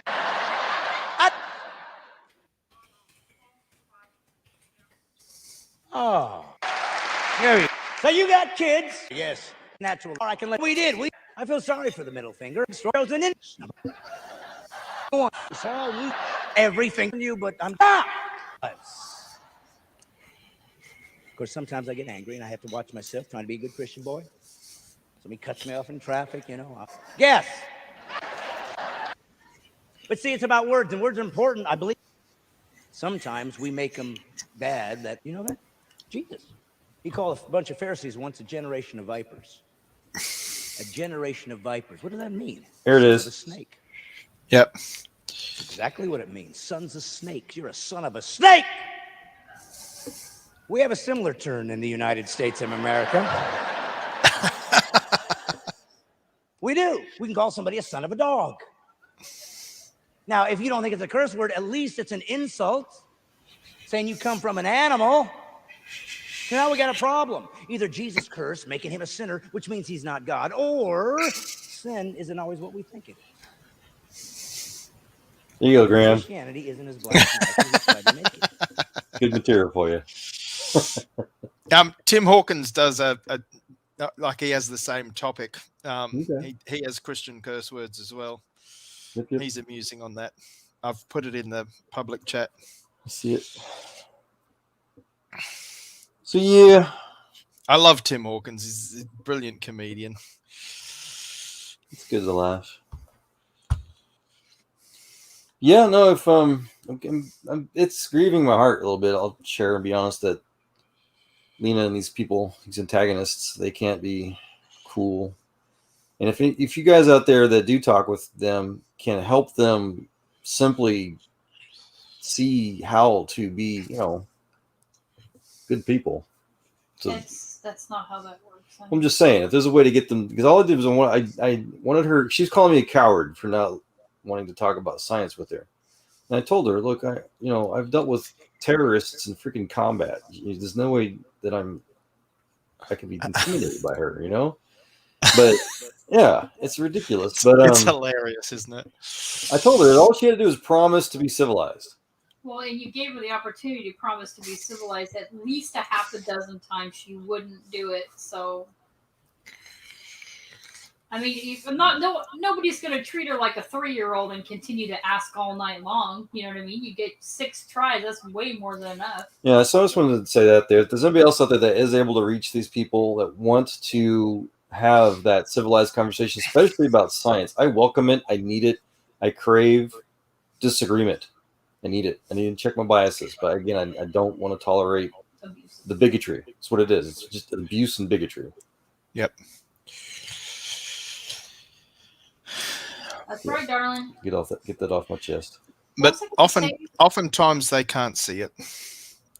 Well, that's what I'm saying. It's other people out there, because I think what happens oftentimes, these abusive, toxic personality types will focus on a target, so they'll take other people that they're trying to appeal to help them realize their mistakes. Yep. Well, actually, what it is that they're going to get away with what they can get away with, and they know what they're doing. And I'll tell you how I know that they know exactly what they're doing. Is the fact that they behave for other people except for their targets. Yeah. They can't behave themselves for long periods of time unless they're dealing with their target. And then all of a sudden, all that goes out the window. So, yeah, they even if somebody, pardon me, even if somebody has like a severe mental illness or whatever, 9 times out of 10, they know what they're doing. They know the difference between right and wrong. They know how they should behave and how, not to behave. They just simply choose not to in the presence of certain company. Yeah. I don't want to get on too much on about it. I just wanted to say that. Well, it's important for people to know what it is, what it looks like. I'm not gonna sit here and like list off names or whatever examples. I mean, it's pretty easy. If those names come to mind.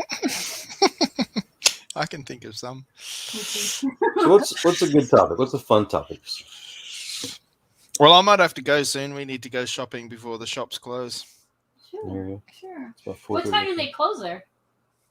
So it's 5:30 here, and I prefer I think it's 8 o'clock or something, but I like to get there soonish.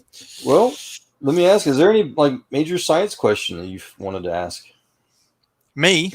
Yeah. Not that I can think of off the top of my head. Okay. Anybody else in chat too? I'm willing to talk about almost anything. But... I'd have to think about it. Sure. What are the questions that I have that are unresolved scientifically? I don't know.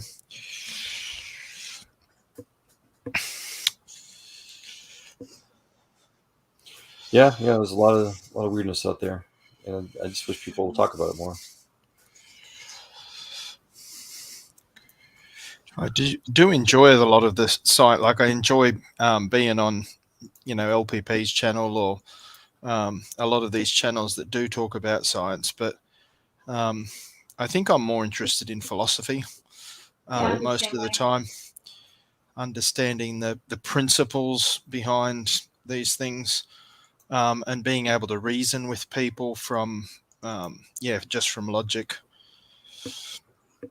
Yep, that's exactly my thing. That's what I love. I love philosophy. I love psychology. I love a little bit of neuroscience because I say a little bit because I don't know a whole lot about it. I'll discuss the little bit I do know, but there's limitations there, obviously. I like law. I like politics, economics. Oh gosh, I love economics and economic philosophy. So those are my big ones. Yep. See, one of my examples of peer review documentation. There. My name's on the bottom of that car. Sorry, what's that? Oh. Mm-hmm. Everybody that got to work on the Falcon Heavy test flight, our names are all on the bottom of the car. Righto. So I call it my peer review thingy, whatever you call it. Whatever.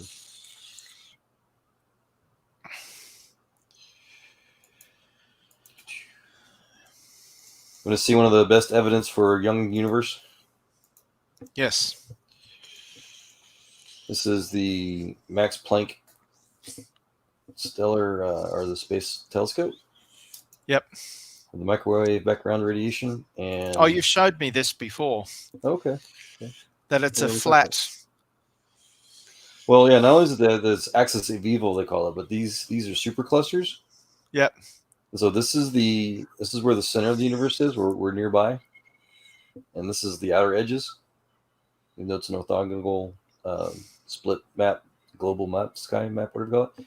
But the thing is that superclusters are supposed to be, in theory, out on the outer edges of the solar system, or not solar system, excuse me, the galaxy, the universe. There we go. Because it takes time to form. Yep. And so since there's just as formed on the near the center of the youngest parts as they are on the older parts, that means that the map is very young. Plus the even the polar regions, there's very little to no mass. There's a universal heat trace. Shows the universe is literally being stretched. And does that connect in with the horizon problem for the traditional Big Bang theory?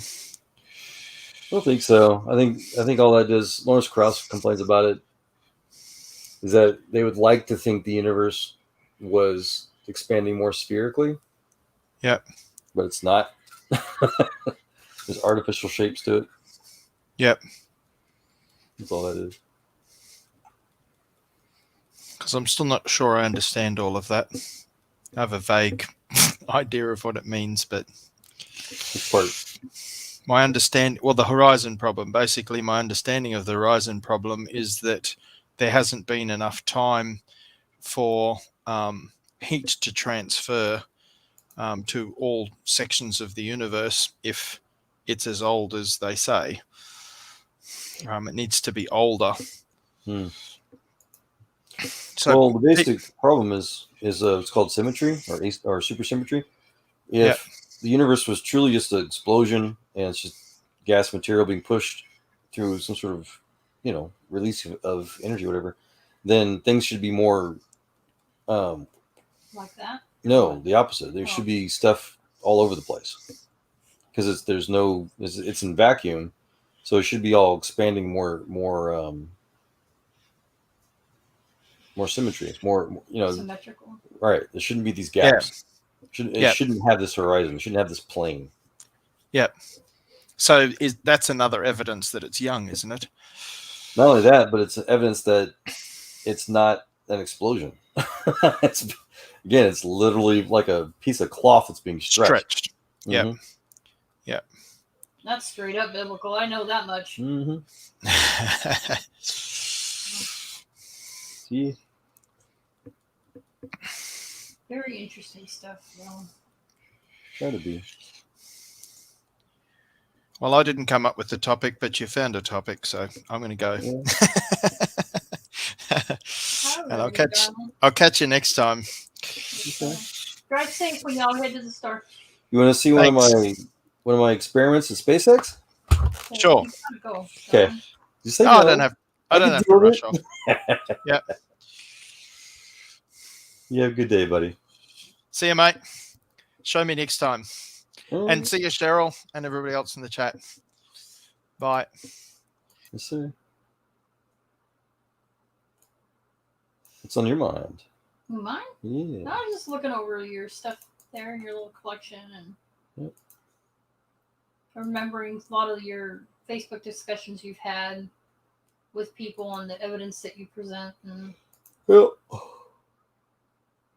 the people that care seem to agree too much. That's the problem. And nobody wants to disagree or talk about stuff in detail. Because we all agree. The problem is that as far as certain areas, there are some pretty well established facts, you know what I mean? And there really isn't a whole lot of room for disagreement. Those that do disagree with things that are more established facts, and I say more established because you've made the point many times that, what we perceive as reality now could change at any point. That's why science isn't a constant thing. There's never really a true consensus, if you will. Can't be. But it's that they want to believe wrongly. So they're married to their perceptions, their that's how science, right? willful, twisted understanding of things, right? Propaganda they're being fed by those that have a vested interest in making it seem like God doesn't exist, for example. Yeah. Religion more than science, right? Yeah.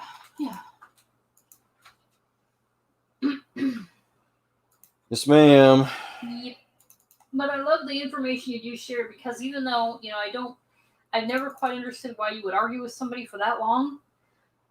Well, I it's would have not walked arguing. with, It's trying to, that's the way it looks from my perspective. But with that you learn to refine your arguments a lot better over time. Yeah. And they're a lot more powerful in their brevity. You know what I mean? Whereas you used to write like just volumes of text on the screen and stuff like that, trying to explain where you're coming from. You don't do that so much anymore. You refined your arguments well, which is really nice. Looking for the picture where the Falcon 9 was on the road. Made me late for work that one day.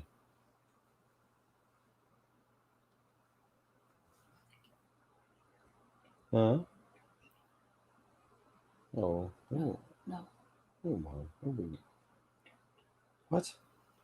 I can't even find it.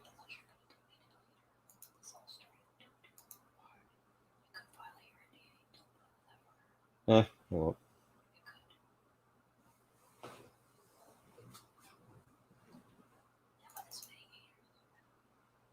Yeah, that's true. That's a good point. Dude. That's when we first moved into the old house. At Miracle.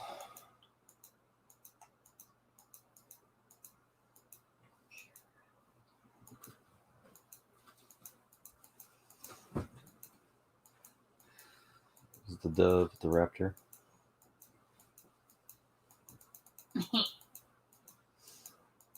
See, classic example. This guy was a Mormon. Mm-hmm. Wait, was he Mormon? Yeah, he was going to Brigham Young University. He was we call it intern. Really? With an AC/DC t-shirt? Uh-huh. Mm. Can I share this picture? No. It doesn't have any gear in it. Don't matter. It's just a blank cabinet. I know. Don't. Braden, I think his name was. He was going to the Brigham Young University in Hawaii. Really? Yeah. I didn't know there was one there. Yeah, me neither. And this is where his family lived, and he came to the Texas McGregor site. It's fun. He's supposed to be an IT guy, and was bored because the IT guys kind of sucked. And so I stole him. I stole their intern. Took him all over the place and introduced him to everybody, and just so they were trying to get him to reorganize like the spare parts closet and just petty intern crap, And I was like, dude, you can do that, and then let's go do this kind of thing. Nice. We ended up doing some PowerShell scripts together and stuff, but yeah, because that's the other thing. The IT director gave him this stupid script to work on, and I was like, we already did that like a month ago. Yeah. You want to see how and I remember accidentally saying that in earshot of Jason. Yeah, the IT guy, manager. And he kind of looked at me funny, but he smiled. Like, yeah, I don't care. You can show him a better way. It's all of the mess though. Yeah, we're not either, Cheryl. Yeah. Too many dirty politicians' fingers in that, and those with monetary interests. Oh, excuse me. What about you, Cheryl? You got any ideas or thoughts, questions, topics?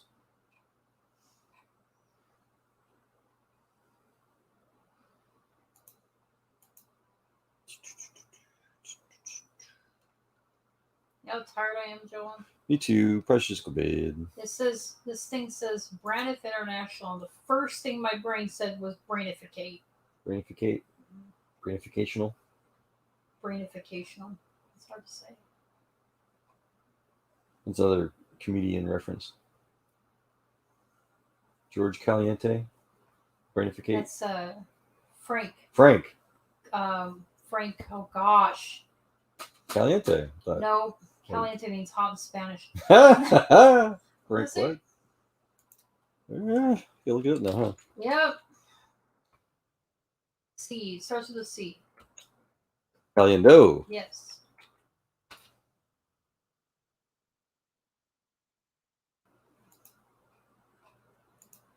like somebody told him a joke backstage, or a really dirty joke, and that's the only thing he can think of while he's going up. And he knows he can't tell it to you, but he's thinking about it and wants to let you in on it. He'll get up there and be like, You have to back it up.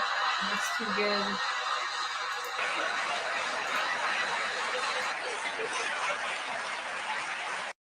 It's the little things that I love watching in people, like President Bush. I love it. Sometimes he'll get up to the podium and he'll have to talk about something very serious, but he has that smirk on his face the entire time. It's like somebody told him a joke backstage, or a really dirty joke, and that's the only thing he can think of while he's going up. And he knows he can't tell it to you, but he's thinking about it and wants to let you in on it. He'll get up there and be like,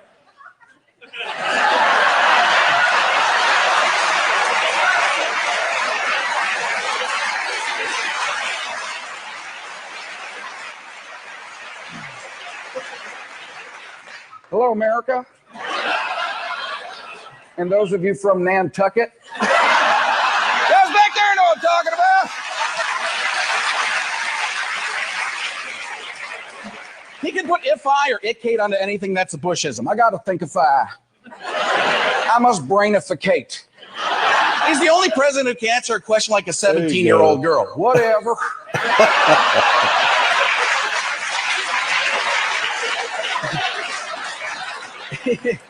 It's really weird, that kind of stuff, you know. The weirder the voice, the more fun they are to watch. Like Norm Macdonald. I love Norm Macdonald. Oh, excuse me. Yeah, he funny stuff. Anyway, you want to laugh really hard. He's a good one. Mm-hmm. Frank Caliendo. That's close. Yeah, you're very cute, Caliente. He'd be like, darn right.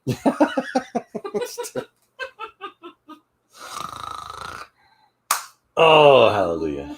Mm-hmm. Yeah, so how do I attract all the crazies? So, what's up with that? It's an excellent question, darling. Yeah. Hey. Try to deal with it with humor, baby. That's better. All right. What else we got? You're looking at rainbows and hailstones the size of golf balls. No, well, those are rather small. These are more like ping pong, mostly. Yeah. That one, maybe. Golf ball. Yeah, we're having some whack weather for the rest of the week. That's okay. Sunday had like 6 tornadoes. In Asia, across the state. like in Japan and Korea and places like that, Vietnam, it literally rains every day, all day for like 3 months. Well, it's not the rain that bugs me. It's the freaking crazy nonsense falling out of the sky, you know, and the naders dropping. That's the stuff. Yeah. The tater naders. The naders. Nader tater. Yeah, look at that! Look at that beautiful shelf cloud.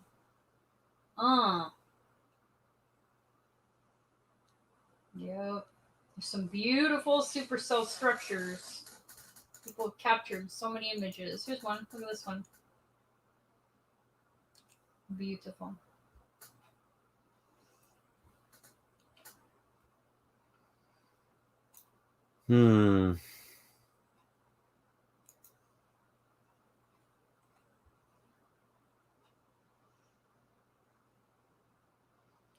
Do.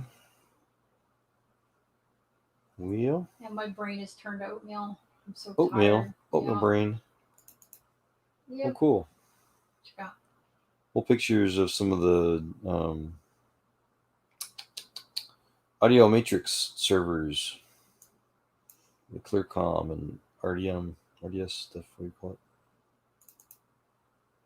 Just taking pictures of the settings in case you broke it. We can put it back.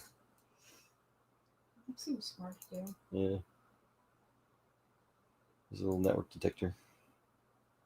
Port detector. It's like a ClearCom thing. There's those turkeys you had me buy. I took a picture to see if that's what you wanted. Remember?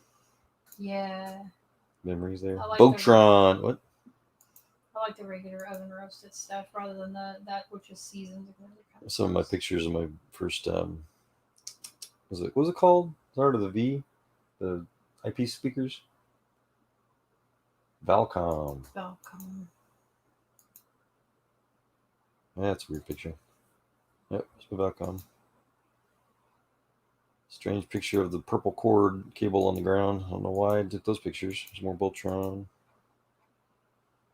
That looks funny to me. Those are two of the cameras we put to look at the dual octa rings from the two boosters in the RDH. Why are you side by side? Well, because that was like the ideal place, but we were looking again. There's two boosters that sit. You remember the RDH rocket development hangar? They had it could hold two boosters on the front side, and then the first stage booster on the back side. So it looked like a giant garage. Yes. Yes, I remember. Giant garage, except we could hold like 3 of these giant boosters. Yeah. So yeah, so that center beam was perfect to put cameras to face either the back end of the butt end of the rocket. Mm-hmm. So instead of stacking them, making them look weird, we put them right there like that, facing right on the same level. Well, that's different, all right. Well, it was worked out. It was nice. There's the ladder falling on a car. Yeah. Puckered it up real nice. It was a pretty windy day, I remember. It was. Yeah, it is the Clearcom audio matrix, the amps for small site. It's pretty impressive stuff. USD stations. There's a big guess, a big giant cloud from probably a small site test.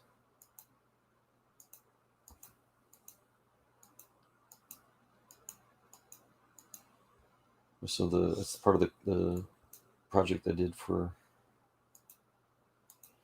the engine shop. This is I was out at the COPV test site, and I was trying to get into their Connex thing, little data center thing, and the handle fell off on the door. So I took a picture to show their manager. Like, I didn't do it. That's how it was. And at first he was like picking on me about it, but then he smiled. He's like, "Yeah, he knows." He knew.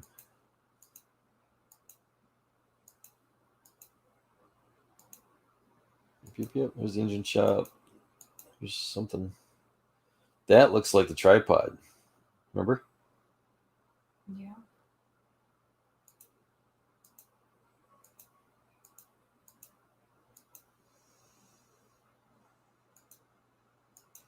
Dude, where's that picture, man? I can't find it.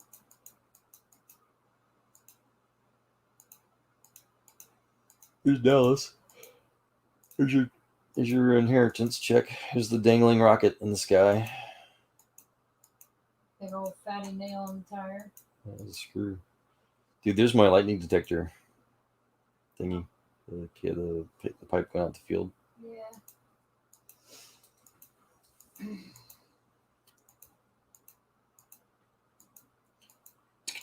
My solar panel. There she is. See, it's got the soot already from the Merlin engines. Yeah. Imagine that still got everywhere. We just certainly covered our car. Yep. That solar panel's going to get covered eventually. Go through and clean it. Not my problem today. Here you go. Spectacular, yeah. Dude, there's that. What was it? That was that rat's nest for that micro. I remember it, yeah. Yeah. What was that? That was the weld shop. Whoever built that panel for the weld shop was terrible. And here we go. Made it perfect. Look at that. Made it all just right dress. And then I put the panel covers on, and look at that. Professional. That took a lot of work. That took me like 3 days. Remember. Yeah. It was a tight squeeze too. Oh. Yeah, here's the other. That's for the Area 8. What was it called? That's a mess too. What was that one building called? Is that right? 508? 508. Thank you. That's close. Yeah, I had to totally just tear down that whole server rack. I rewire it. I was trying to do it to minimum effort as possible, so I left the panels together. That's why it looks like that. But yeah, turned out nice. Even bundled up the waterfall. See that? Even up in the ceiling right there. Fixed all that without having to undo anything, too much of anything, or cut anything. See if I can find a picture of it. See all that right there it goes, right there. See how nice and bundled up? Wow, yeah, that's nice. That's how it should be, gentlemen. Clean up their mess. That was the one where I had to squish between sitting on top of the server rack and the ceiling. That's my last project right there. That's the new. We converted the west side test stand to the giant COPV bunker. It was like that's at least a foot thick concrete. Wow. Not like actually it was 3 feet thick. So you put the those black COPV bottles that blew up the AMO 6 thing. You put one of those in that bunker.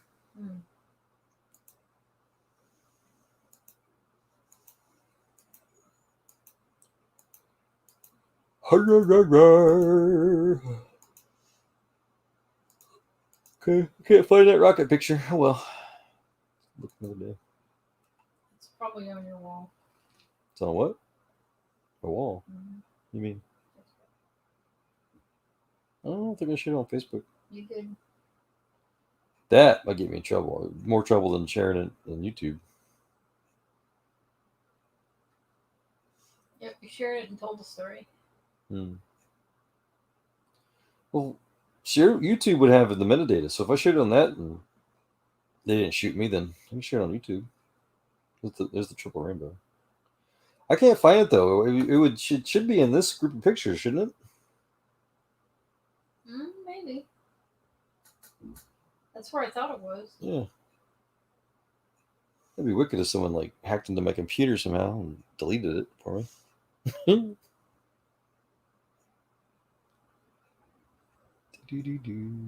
Ow, cat hurt me. Yeah, she's got pretty paws, but they're pretty sharp.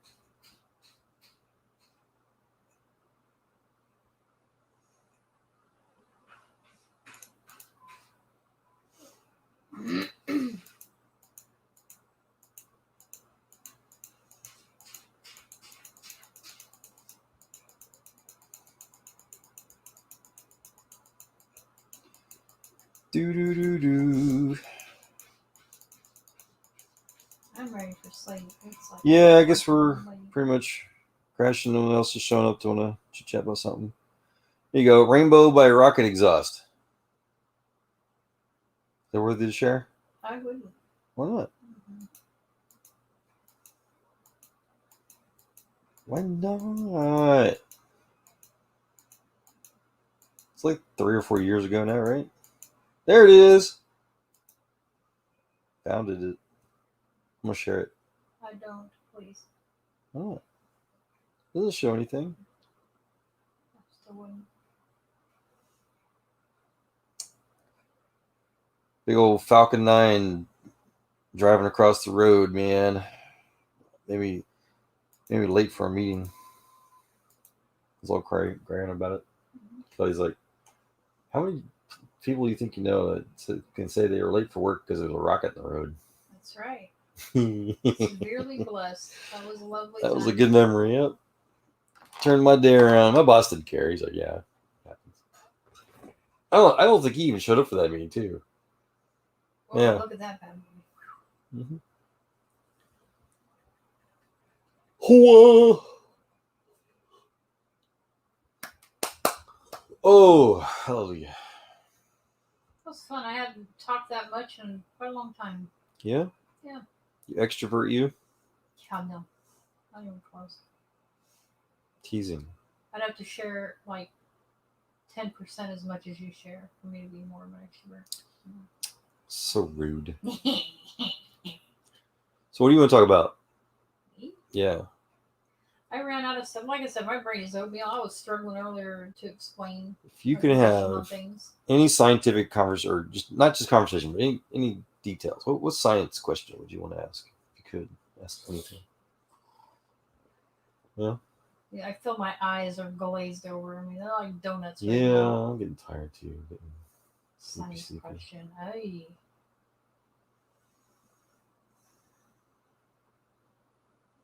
I have to think about it too. Yeah. Decoherency. You hear me talk about that before? I Huh? I don't know. I don't think so. So quantum physics, there's a decoherent and a coherent state. Right?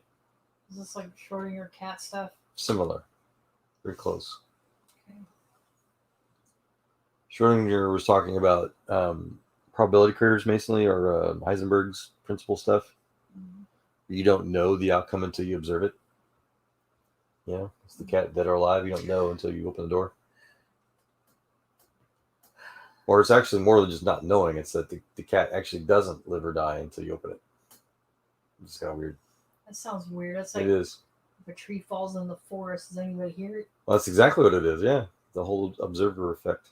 You know what I mean? Well, Yeah. I totally butchered that. I'm tired. No, you're right. It's a perfect parallel. Did you hear Schrodinger's proof of God or his reasons for God? No. That's a good topic. A lot of people try to say that he was an atheist. He's not an atheist. Atheists cannot be scientists. He's talking about how working in science with God is like working a puzzle with God. He says, quote, "Science is a game, but a game with reality. A game with sharpened knives. If a man cuts a picture carefully into 1,000 pieces, you solve the puzzle when you reassemble the pieces into a picture. In the success or failure, both your intelligences compete. In the presentation of a scientific problem, the other player is the good Lord. He has not only set the problem, but has also devised the rules of the game. But they are not completely known. Half of them are left for you to discover or to deduce. But they are not completely known." Wait, I already said that. The uncertainty is how many of the rules God himself has permanently ordained and how many apparently are caused by your own mental inertia, while the solution generally becomes possible only through freedom from its limitations. This is perhaps the most exciting thing in the game. Erwin Schrödinger. Nice. Yeah. My quote list. Let's go to bed, yo. Gotta watch the weather tomorrow. Got a weather watch? Yep. In case things get squirrely. You know, I'm a little perplexed as to why they aren't sharing the longer range forecasts as much as they used to. And I don't mean longer range like super longer range, just like within 24 hours. Like, for example, there has been no updated forecast for how things are going to look tomorrow. And when you're within 24 hours, you have a really pretty freaking solid idea of what it's going to be like. But they haven't posted any forecast for tomorrow today. Just for today. That includes National Weather Service. So it's like, yeah, it's a little frustrating. I wanted to kind of get an idea of timing like they used to share.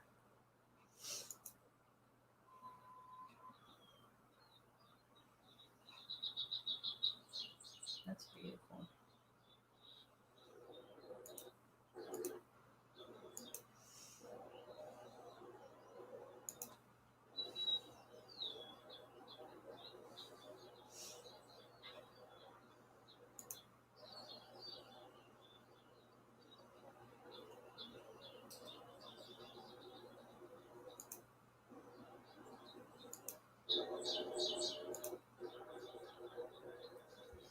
Yep.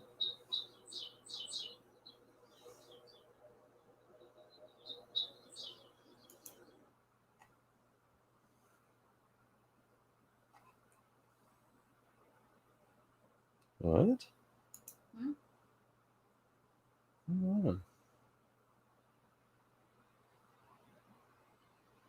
Interesting.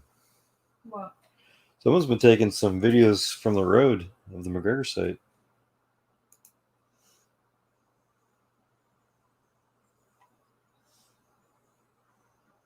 Nicotine Jenkins. I love Central Texas, yo.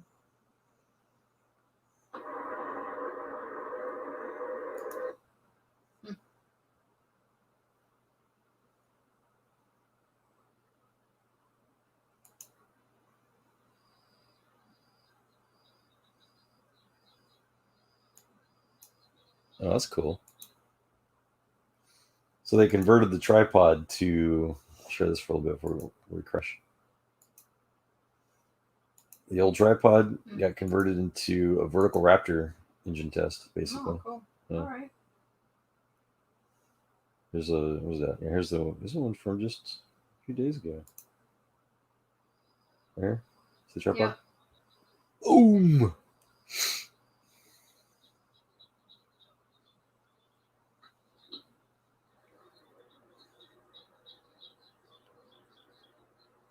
Nice. Yep, look at that. All right. All right. See, we stopped using it for the regular Falcon, the first stage booster, because it was literally breaking the concrete pillars.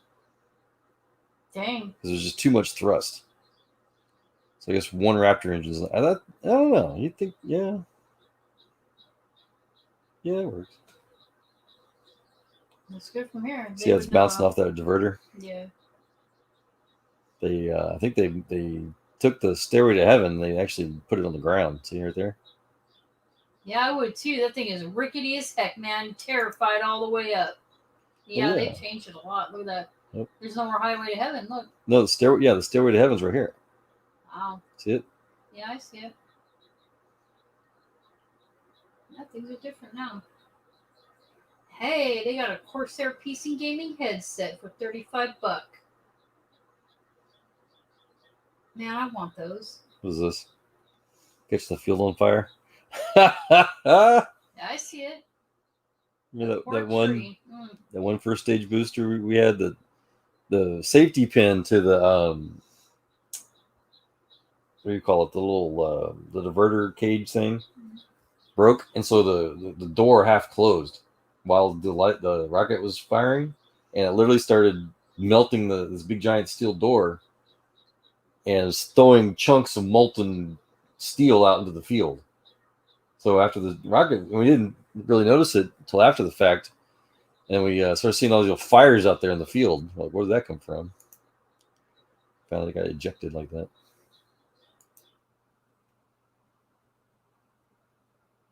Anyway, you ready? I think so.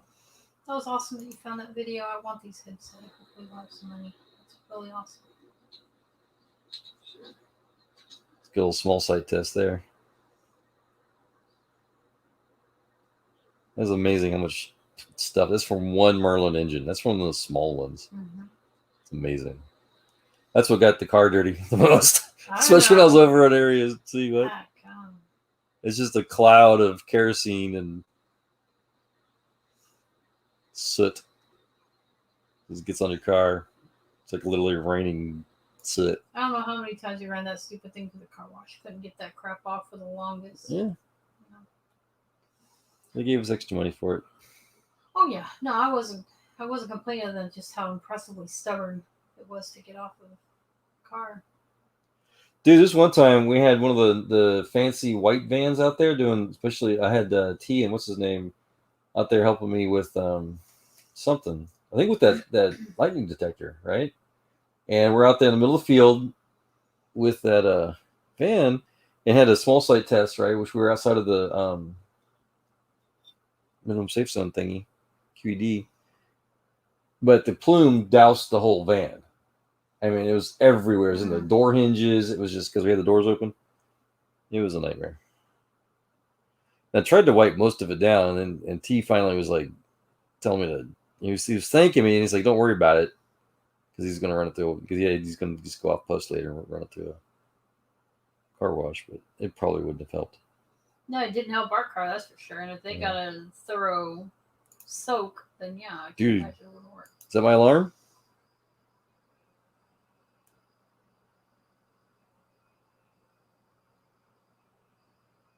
It's hard to tell what's what in the dark like that.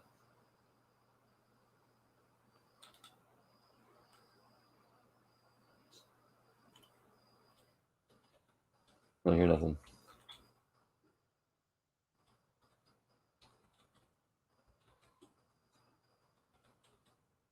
Ew. I don't hear nothing.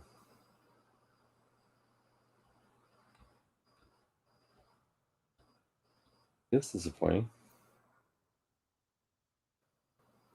Bacon rockets money. That's cute.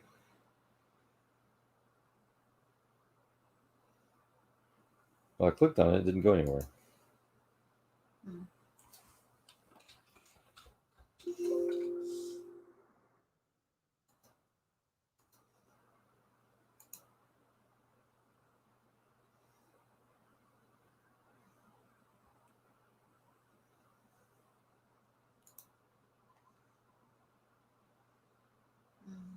Hmm.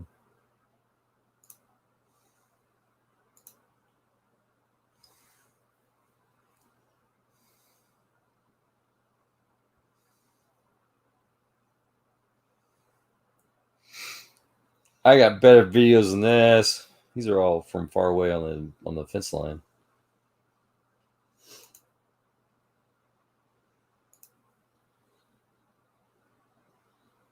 Dude, you don't even hear it.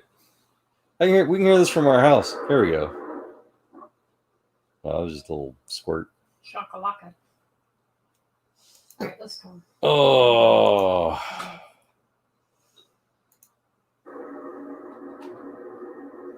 That does not do justice.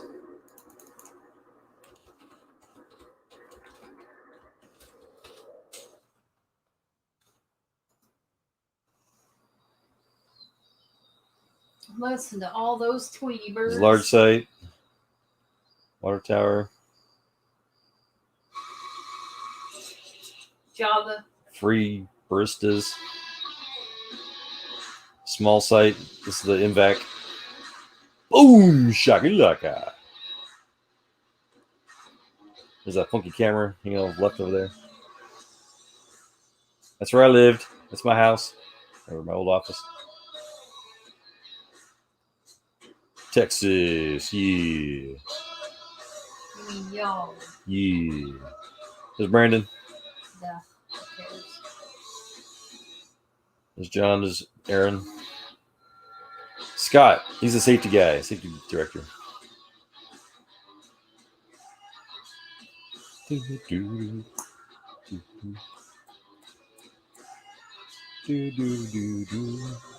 can't remember his name. He's always jumping around though, moving around to places. I think it's Matt.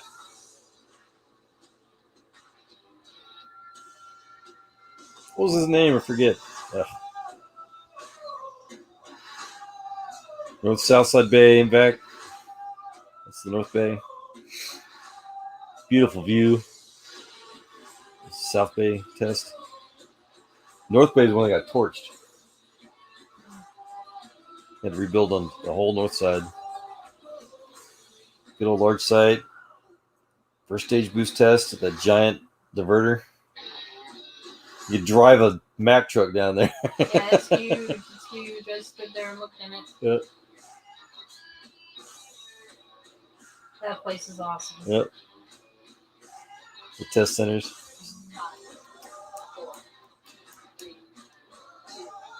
See, there's that's how the tripod used to look. Hold on. Right here. This is the diverter, right? This is that. What'd you call it? The elevator of terror or something? Tower of Terror.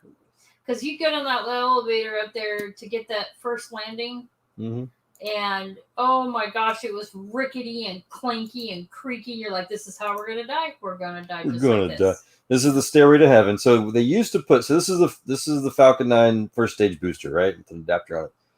And we stopped using the tripod because again, it was literally just breaking the concrete, for the pillars because it's just getting too powerful. So we moved it. But this big white thing, this first stage booster used to go on top of this tripod. And so this was the stairway to heaven, and there's all these little we call landings. it, yeah, like a steel landing, like a drop down thing, where you could access all the different areas of the rocket, 9 stories there, and then of course the diverters to push deflect the fire. But so it looks like, and so after I left, they took the stairway to heaven and they put it down on the ground. So now they're using it to test Raptor engines.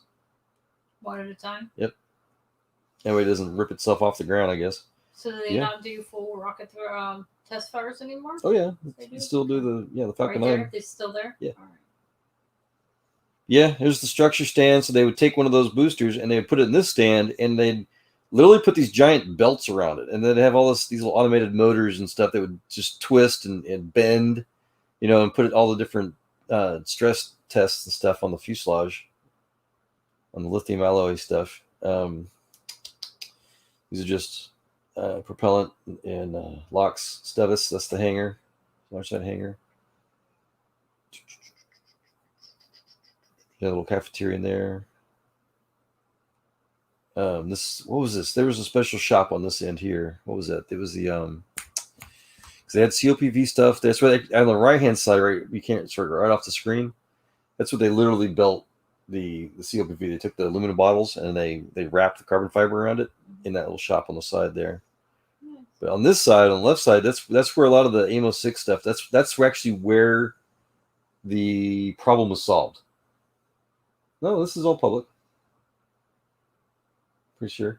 But right here on this left side here is that's so I forget the guy's name, but I gotta go to bed. me too.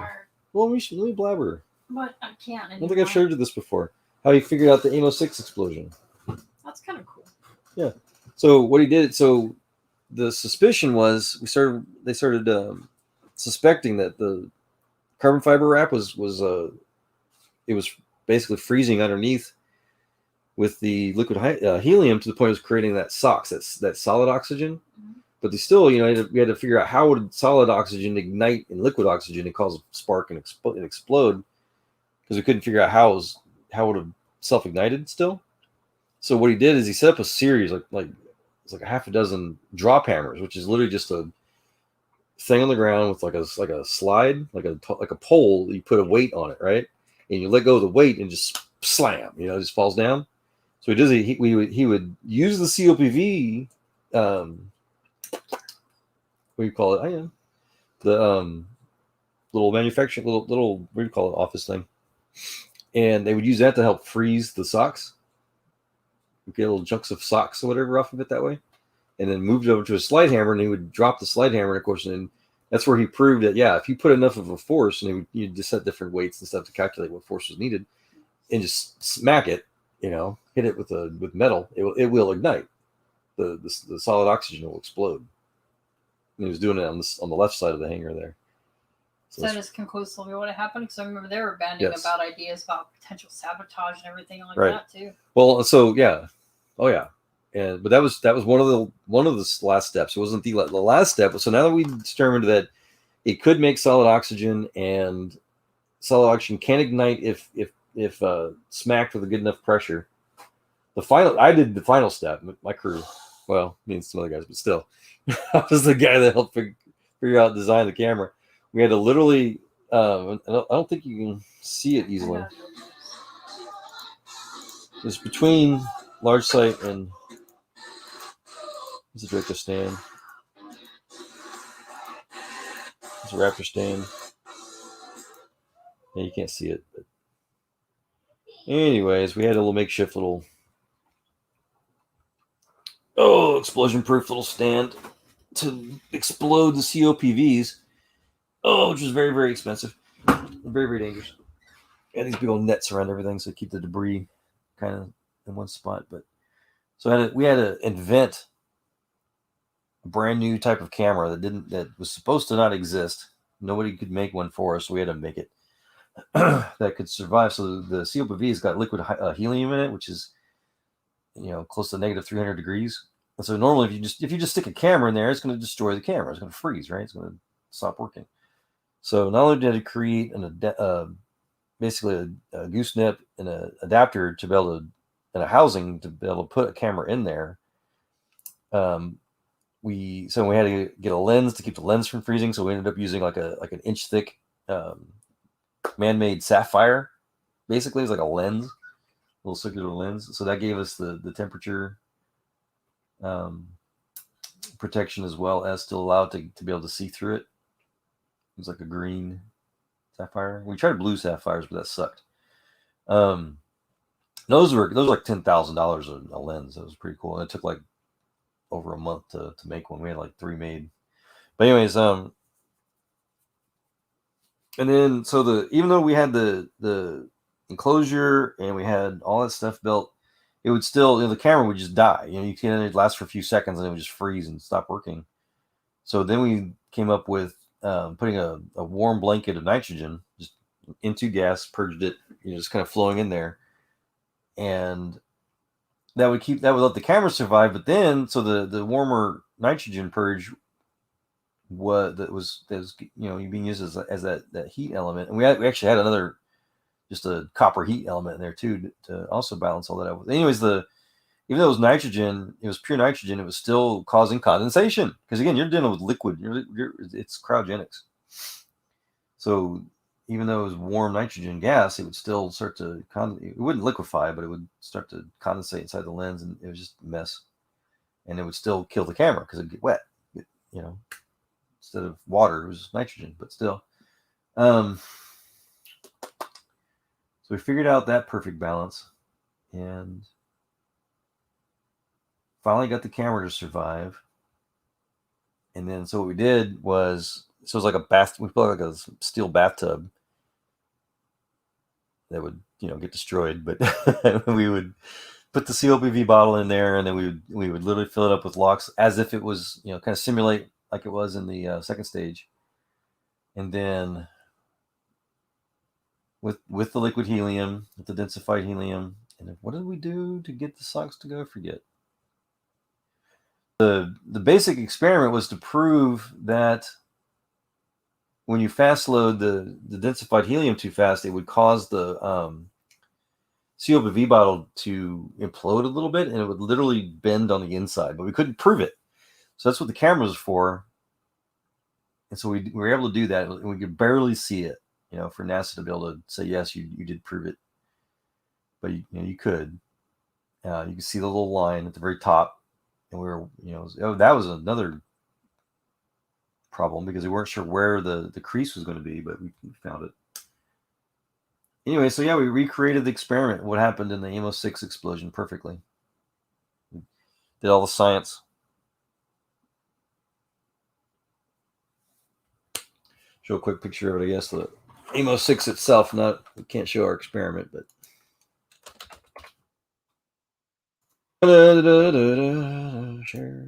Share screen. Chrome tab. After this, I need a bit after this. No one's talking anyway, so it's good. AMO6 explosion. Shuts down for like a year.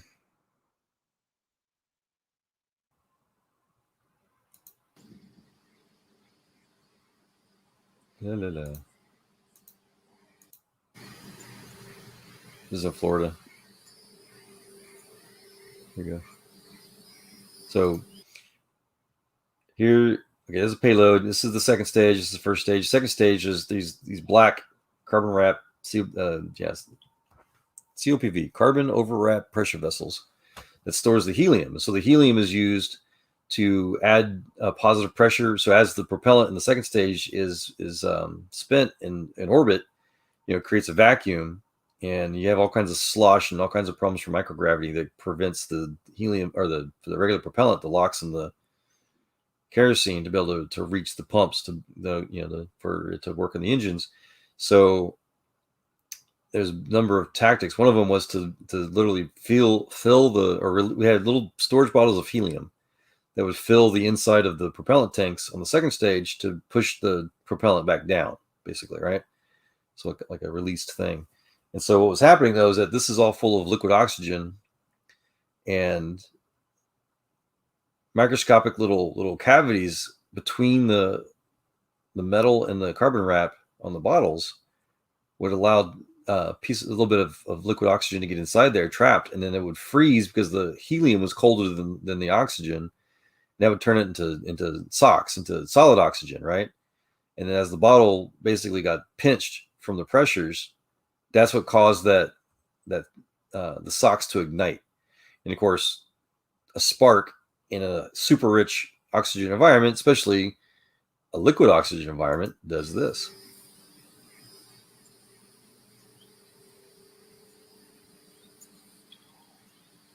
Boom. It's about a mile or two away, so there's a sound delay.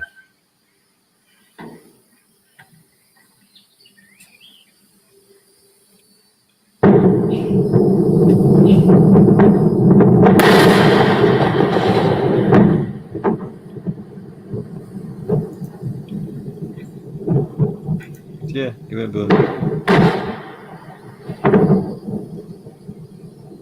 If you hear there's a slight right before you hear the explosion go off, you hear like a shot going. That's where we thought that someone was there's a sniper shot. Listen.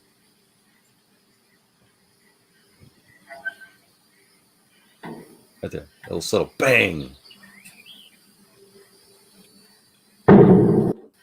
We actually had some guys take off ULA by accusing them. Yeah, you guys. And we actually got NASA to let us go to the top of their building to look for like a sniper round. You know, we experimented with that too. We took a second stage and filled it with locks at the west side in McGregor, Texas, and we actually hired a guy with a sniper rifle, and we made sure he was third party and all that stuff. And he shot the second stage full of locks, you know, from like over a mile away, and it went boom. It was powerful.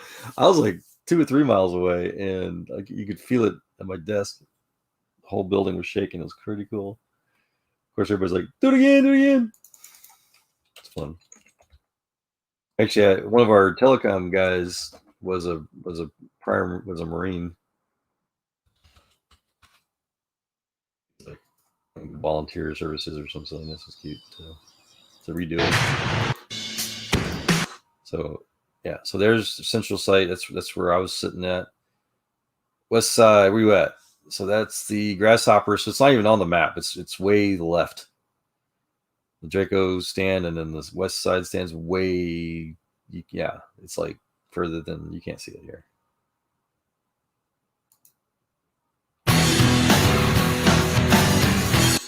I'm Tom Mueller. I'm the Vice President of Propulsion here at SpaceX. I'm a co-founder of the company, and I'm going to give a little tour here of our Texas test site. Yeah, this is before I was rocket engines here since the 40s. We've started here in winter of 2003. Look how empty it is. Well, this is called the blockhouse. It's an underground bunker. This is where we control engine testing, like the Merlin booster engine. Setting up today to do a 9-engine mission duty cycle of the Falcon 9 first stage. Look at that. It's not even an oxygen ring. It's just from the station. That was my VMS. This is the horizontal test stand. So this is the very first place we ever fired a rocket engine on, was this right here. This was the very early days, first test, so a lot of excitement here. This is a vertical test stand in that the engines fire straight down. So this is a 95,000-pound thrust engine. Basically, this engine will burn a hole right through concrete. We have a big water-cooled flame deck that takes that exhaust and fluxes it out into the field.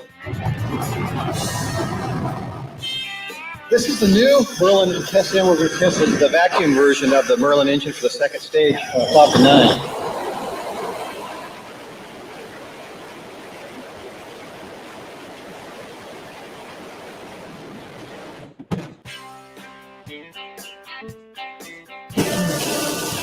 This thruster that we're developing here is to be used on the Dragon spacecraft. So this little engine it's 90 pounds of thrust. It only operates in the vacuum of space. So in order to test it here, we have to run it in a vacuum cell. So you can see the stainless steel cell here. It closes up. And we actually operate this thing up to about the melting point of steel, about 2,500 degrees out. This thing basically runs white hot when we're running this thruster. So that test cell where the Draco thruster is mounted is right in there where that black pipe comes through, and it goes into this white, looks like a white tank. So inside this tank are heat exchangers because the exhaust, of course, coming out of that thruster is about 3,000 degrees out.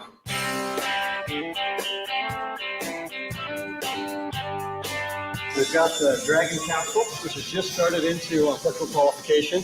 This is the first fully flight Dragon capsule that we built.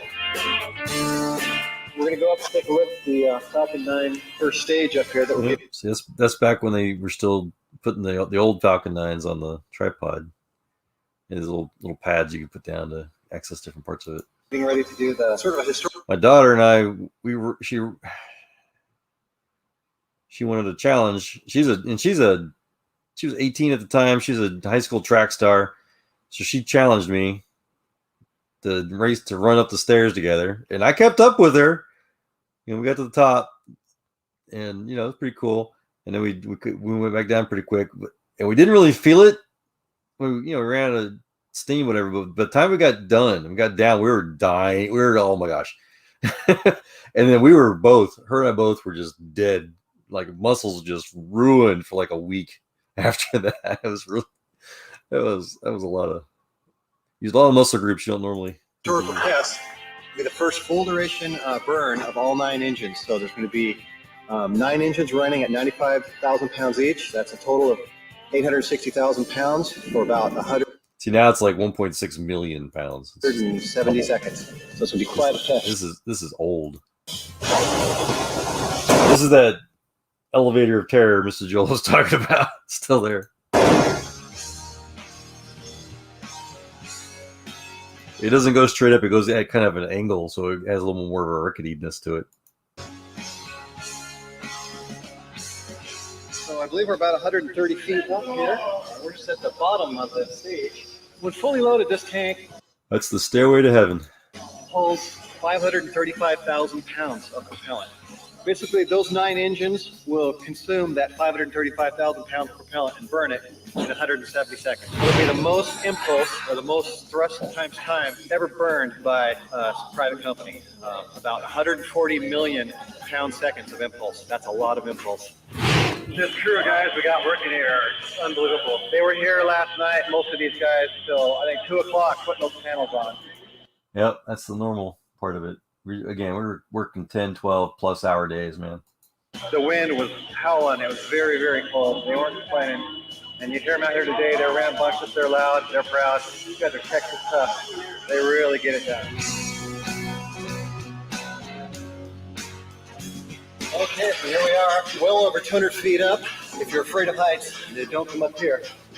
So this is only the first stage of Falcon 9. Imagine on top of this, there's a big interstage and another second stage, which goes up another 50 or so feet to the top of the fairing from here. So, big rocket.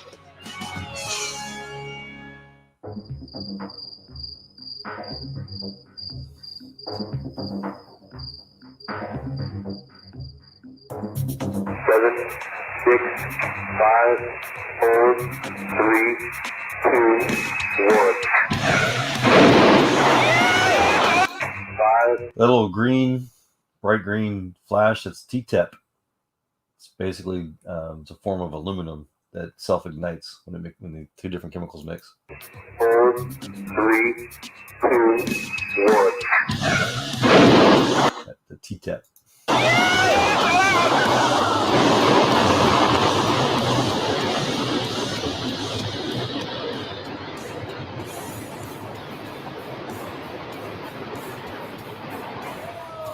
That's cute. That's the baby Falcon 9.